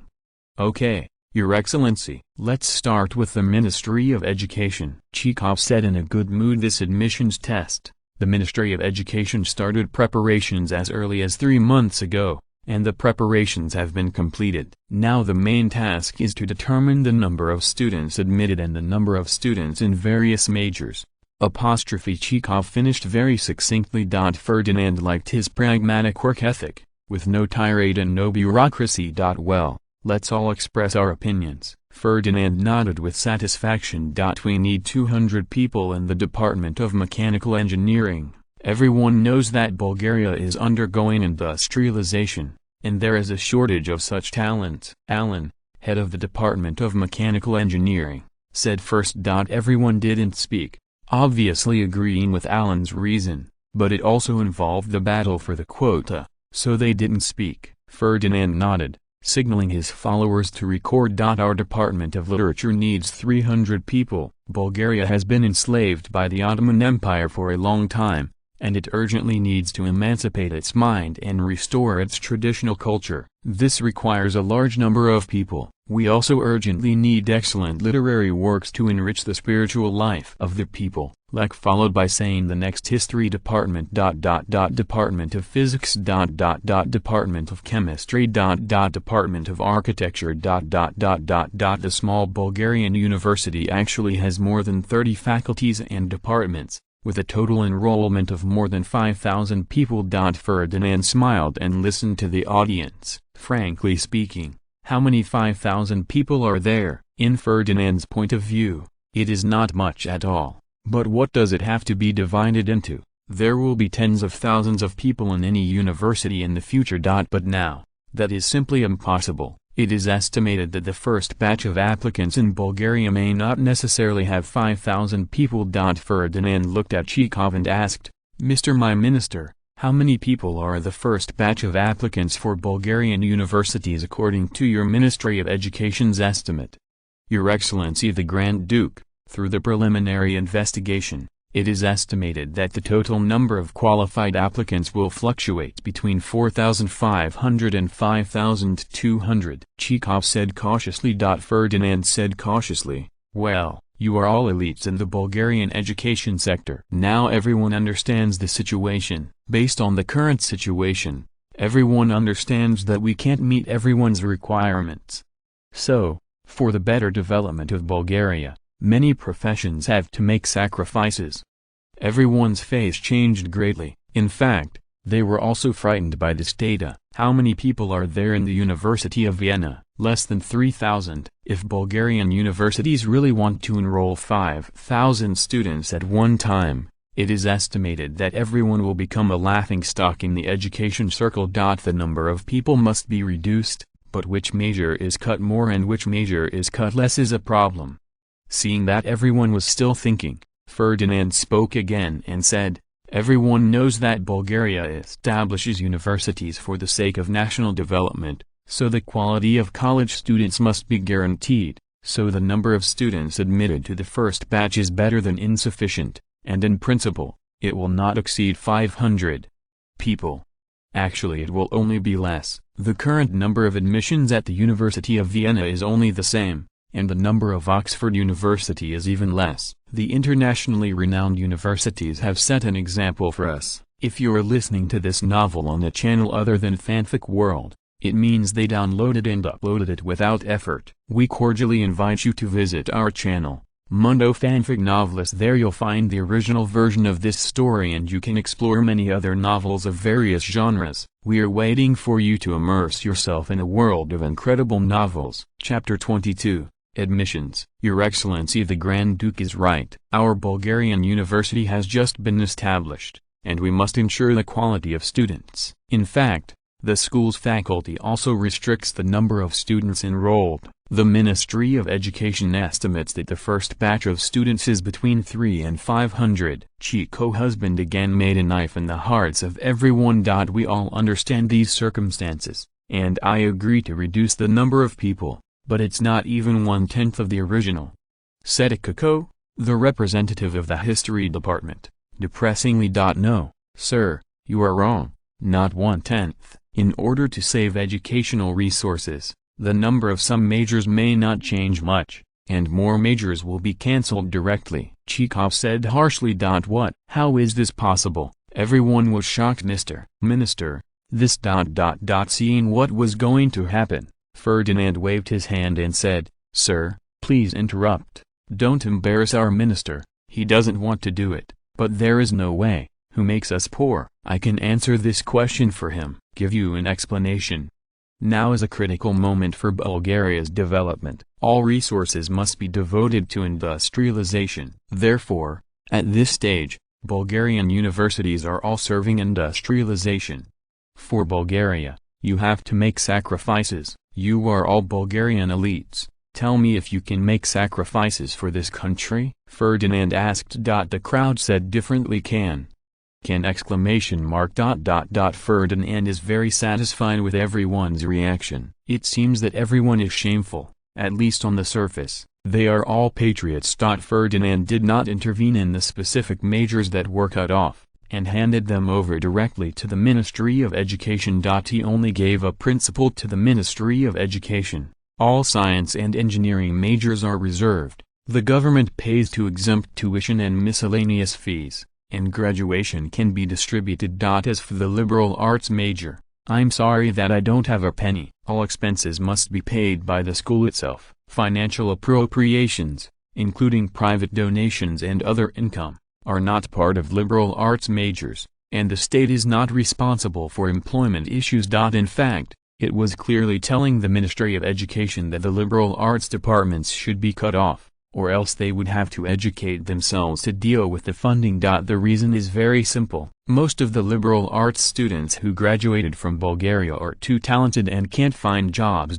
These unemployed people, in order to retaliate against the society, either joined the Revolutionary Party or joined the anarchism. Later, the Soviet Union exported the revolution, and they became the successors of communism.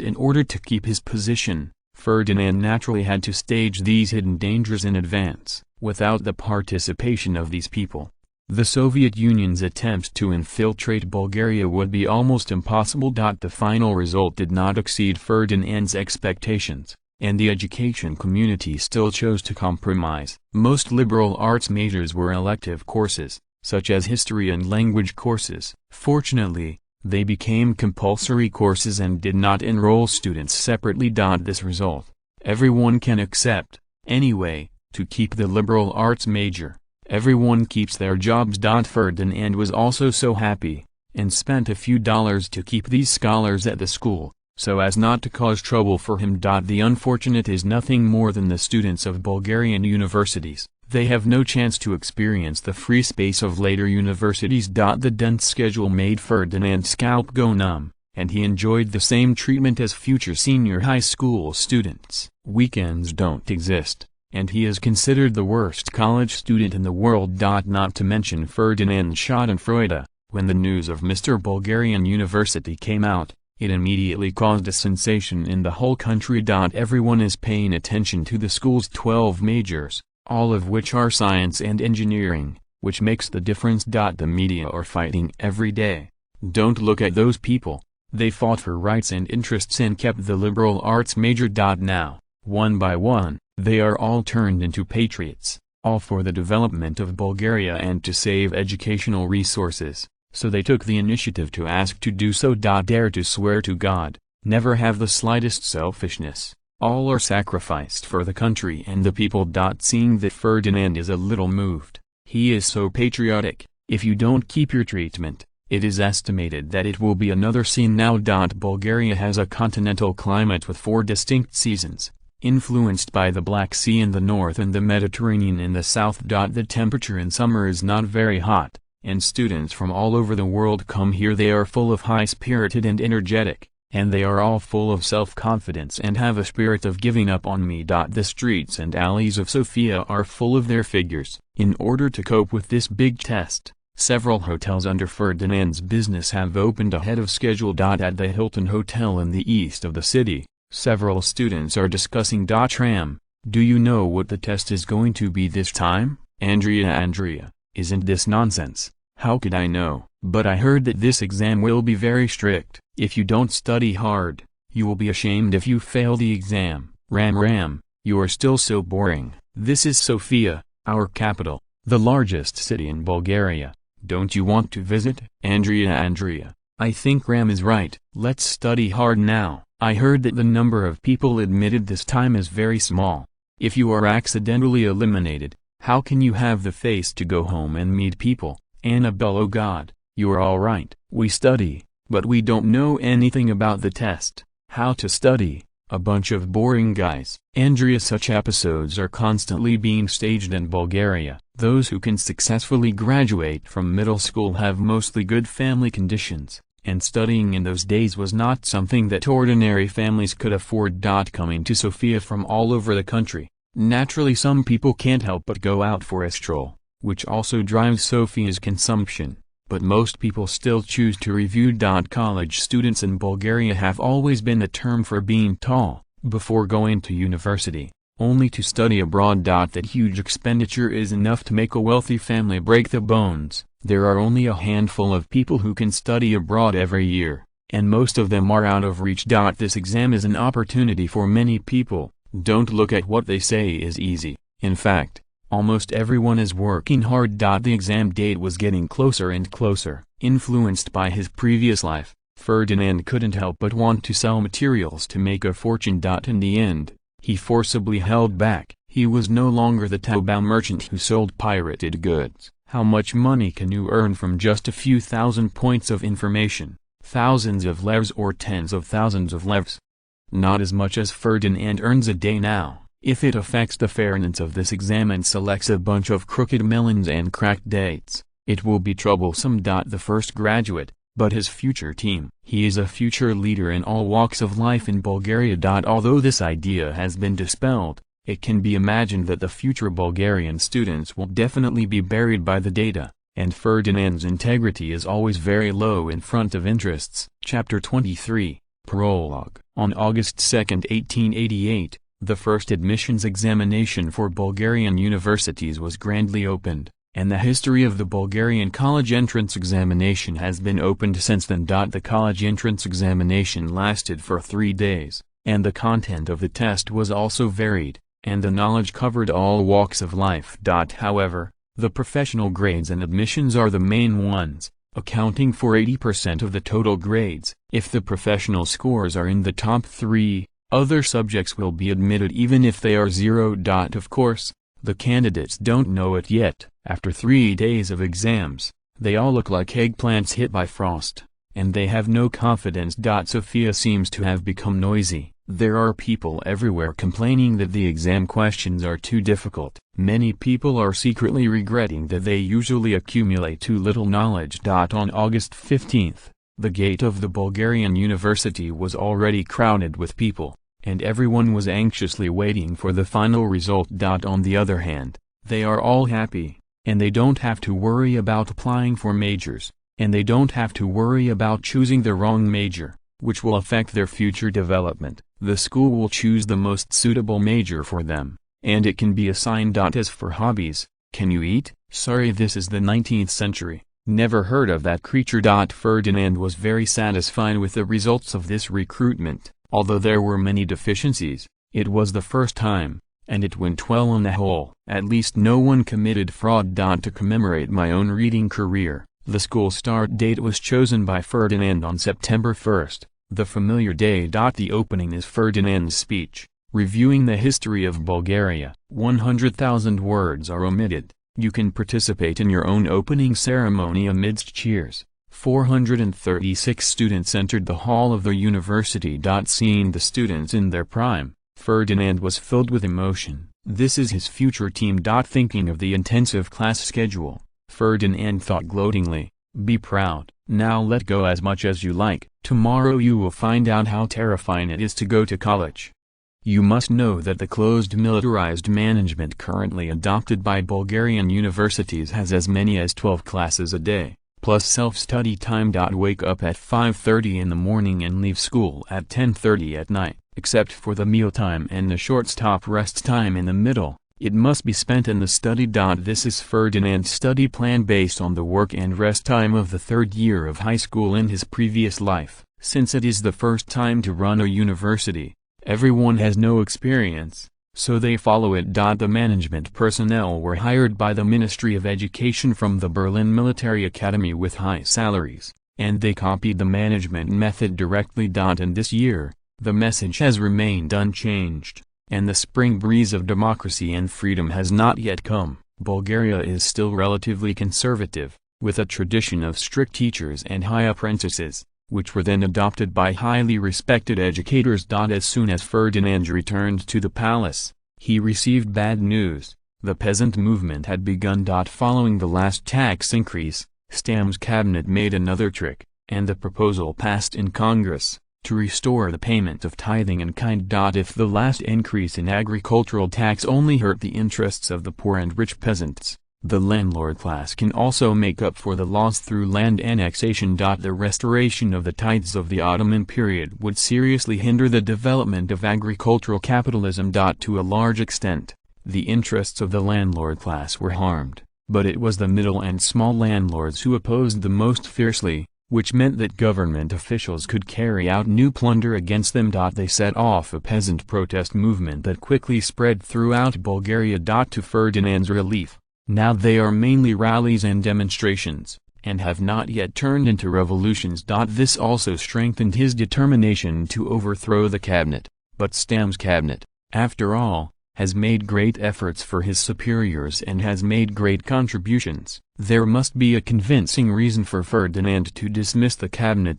Historically, until 1894, when Stam's cabinet was already furious, the original owner came out in person and dismissed the cabinet. Before that, Stambulov had always been in power. Although Ferdinand took political measures, to a certain extent, he divided Stambulov's power and strengthened various ministries, but he was unable to change the status quo of Stambulov's control of the cabinet. Ferdinand originally thought that he would have to wait for the next congressional election to successfully seize power. Unexpectedly, due to his butterfly effect, the financial crisis of the Bulgarian government intensified. In order to successfully complete the 5-year plan, the cabinet is going to go crazy. In order to raise funds, exorbitant donations and miscellaneous taxes emerge in an endless stream. Ferdinand knew that a police terror regime was about to take shape. In just 1 year, the Bulgarian police force had increased by 50%. Stambulov also set up a secret police without authorization, which was in the hands of Ferdinand's intelligence organization, and found more than 300 people. Of course, it was inevitable to send someone to infiltrate it. If you don't make a move, you will be shocked. Ferdinand took the opportunity to stuff private goods, such as anarchists, future heads of the Revolutionary Party, and activists. Preparing to use a knife to kill people and solve future enemies once and for all is the last time to use Stam's cabinet. Your Excellency the Grand Duke, we have already arranged the arrangement, and the fish has entered the net. Fu, the head of the intelligence organization. Ferdinand nodded with satisfaction and said, then prepared to accept the internet cafe! Michael knocked on the Prime Minister's office impatiently and said, Your Excellency Prime Minister, something is bad. Don't worry, speak slowly, God is still watching, the sky won't fall, Stambulov said slowly while drinking tea. Oh, hell, my Prime Minister, the sky is about to fall. After hearing this news, I don't think you are in the mood to drink tea anymore, Michael said anxiously. Oh, what is it that can make my Mr. Minister so shocked? Let me guess, is it that Osman is calling? Or is it Serbian chops doing things again? Stambulov relaxed. Just kidding. Oh, God, Mr. Prime Minister, don't you read the newspaper? Our secret pacts with Britain and Austria-Hungary have been exposed, and now the public opinion is screaming at the government, Michael said angrily with a bang. Stambulov shook his hand and the teacup fell to the ground. Exclaimed, What? How is this possible? Isn't this matter only known to a few high-level officials? Yes, no more than 5 people on our side know the content of the secret contract. But now the secret contract has been published in the newspaper, it is exactly the same, not a single punctuation mark has changed. Michael said worriedly, could it be that there is a problem with the UK and Austria-Hungary? It shouldn't be. There will never be leaked secrets from both sides at the same time. No more than 10 people on our side know the secret contract, and only a few people in our cabinet know the content, even the Grand Duke. If you don't know the specific agreement, who will leak it? Stambulov said suspiciously. Chapter 24, Police Government. Your Excellency Prime Minister, it doesn't matter how the secret was leaked. The key now is how to deal with the aftermath. Michael said eagerly. Let me think about it. Stambulov said calmly after wandering for a few steps. After a while, the door of the office was knocked again. This time, it was Yunus, Sawell, and Wilson, who also came to sleep. Stambulov glanced at the 3 of them coldly, as if to find the leaker, and then withdrew his gaze. He asked, You all know? The 3 nodded, expressing their acquiescence.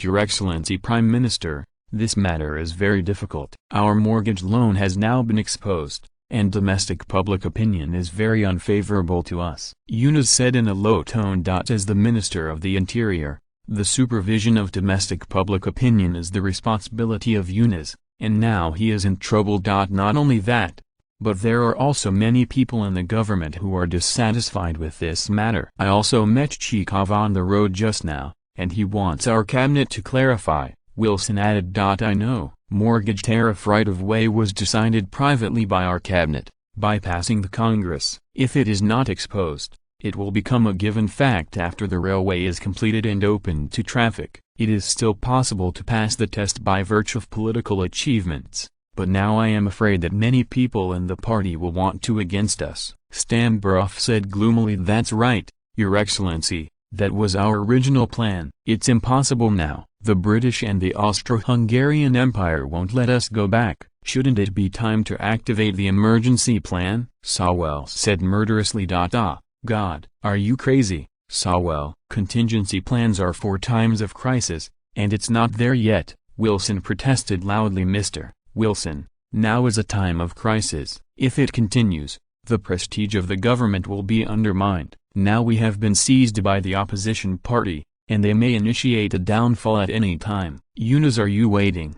This relationship is too big. Once it starts, it will be a landslide, and it will intensify the conflict. At that time, it will be your life and death, and there will be no chance to ease it again," Michael said hesitantly. 2 votes against, 2 votes in favor, put the decision-making power in the hands of Stambolov. "Well, start it. The situation is out of our control and can't continue any longer." "Mr. Yunus, the next thing is left to your Ministry of the Interior," Stambolov said fiercely. "Don't worry, Your Excellency Prime Minister, everything is under our control." Yunus said confidently. "The army will remain neutral in this operation, and when necessary, it can come out to suppress the rebellion," Sawell assured confidently. Stamborov nodded with satisfaction, and as for Sawell's second-half sentence, he had automatically filtered it out. "Just kidding. If the army is really dispatched, it will herald the resumption of the civil war. Regardless of victory or defeat,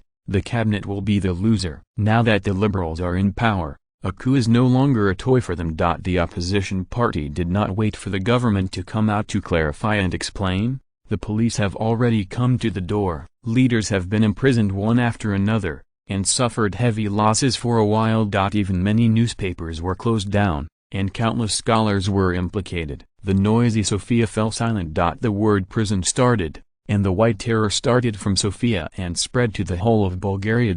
Prisons became overcrowded, and in just 2 weeks, more than 10,000 people were arrested in Bulgaria. Among them are intellectuals, feudal landlords, workers, peasants, government officials, and even some members of Congress. The butcher knife of Stam's cabinet has been raised high. The Constitution has been blatantly trampled on, and the law has been swept away. On September 15, Stam's cabinet declared the Conservative Party an illegal political party and ordered it to dissolve. In fact, the Conservative Party is now a mess. The backbone is almost all in prison. Although everyone was full of anger, they were helpless in the face of tyranny. From now on, the time of freedom in Bulgaria is over. Everyone has to be careful when they speak. If you are accidentally targeted by the secret police, the gates of the prison will be opened for you. Ferdinand helped fuel the flames. Such a big cleaning opportunity is rare, and there is the Stam cabinet, who took the initiative to stand up to take the blame and attract hatred. If you don't make good use of it, how can you be worthy of the selfless dedication of the cabinet? Ferdinand admits that Stamborov is a true patriot who can do anything for the rise of Bulgaria. But politics is cruel, has nothing to do with justice, and only serves its purpose. The cabinet's approach is somewhat radical, but it is understandable for national development. The biggest problem is that the cabinet holds power and wants to make Ferdinand the Archduke a rubber stamp. Since it blocked his way, it was natural to kick it away. In the struggle for rights, there is no room for concessions. Ferdinand had also thrown an olive branch to Stam before, but what was the result? If Stamborov is really capable, politically skilled, and has excellent governance ability, he is comparable to the jagged prime minister. Ferdinand is not intolerable, but unfortunately he has none. Therefore, with the secret help of Ferdinand, the efficiency of the police is unprecedentedly high. Large numbers of anarchists, revolutionists, and anti-governmentists were exposed and arrested. Ferdinand knew very well the main problem in modern Bulgaria is not that democracy is not enough and freedom is not active enough. On the contrary, the current stage of democracy in Bulgaria has already exceeded the actual needs, and the freedom has also exceeded the necessary level. Bulgaria is located in the Balkan Peninsula and is surrounded by strong enemies. At this stage, The most important thing is to concentrate on development. Only when the country is strong can we talk about freedom and democracy. At the same time, because the nationalism in the Balkans is so strong that even a Bulgarian has his own political ideas and cannot help but contribute to the development of the country, so much so that they point fingers at national politics and development strategies, blindly xenophobic. The two Balkan wars in history are proof that strong nationalism creates a strong army. The same is true, creating diplomatic isolation, and there is no ally in the surrounding area. Open the history book, you will know that Bulgaria has never formed a clear, long-term and constructive strategic goal. This group of politicians came to power to do this, and that group of politicians came to power to do that, who to choose as enemy and who to choose as ally. I'm sorry, the Bulgarians didn't figure it out and ended up being besieged. Then he was coerced by nationalism and joined the World War to take grain from the fire, which was extremely miserable. Chapter 25, The Great Cleaning. In the evening, a man in Tsingyi walked into an alley in a panic and knocked on the courtyard door.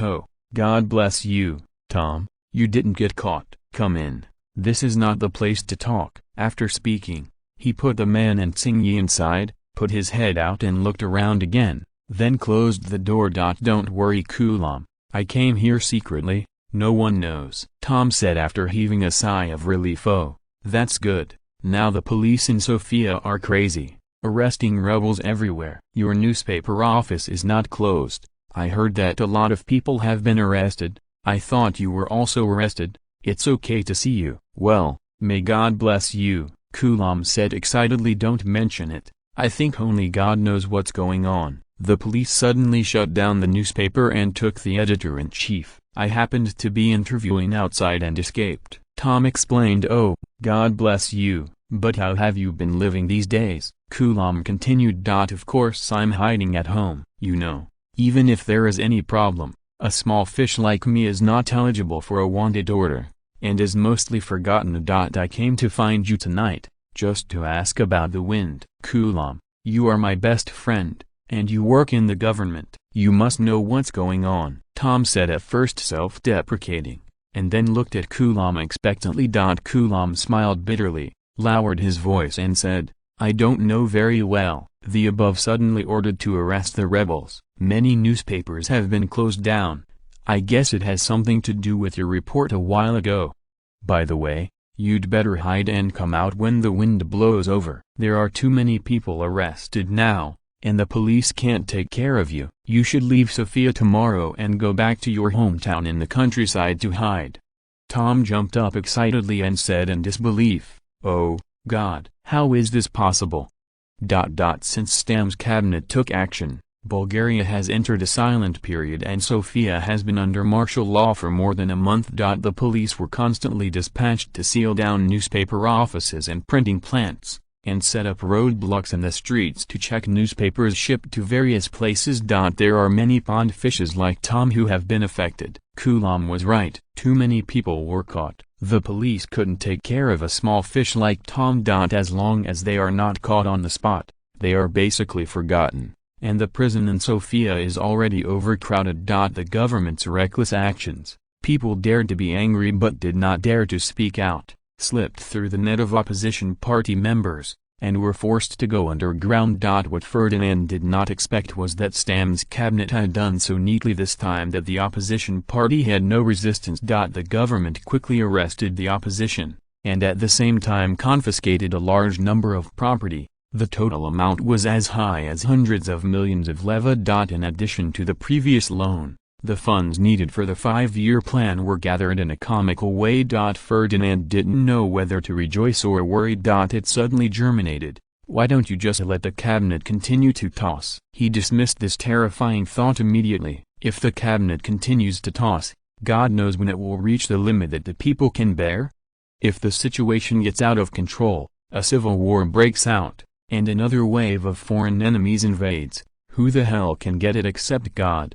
Although the plan went well, Stamberov still had a headache. Many people in the Liberal Party have expressed their dissatisfaction with this matter, which has put a lot of pressure on him. Externally, he can be decisive, but he has to appease his own people. Due to the large number of people involved, there is an endless stream of people who plead with Stambulov. And the specific person in charge, Yunus, is now the spokesperson for the executioner. However, Yunus, who is in power, doesn't care. He has surpassed the other three in the cabinet and is the second person after Prime Minister Stam. At the new cabinet meeting, Michael said, "Your Excellency Prime Minister, the enemy has almost been cleared. Is it time to end martial law and the country needs to get back to normal?" Mr. Michael, the enemy is almost cleaned up, but there are still fish that slipped through the net. We must make persistent efforts to find them all and eliminate them, Yunus retorted sharply. Minister Yunus,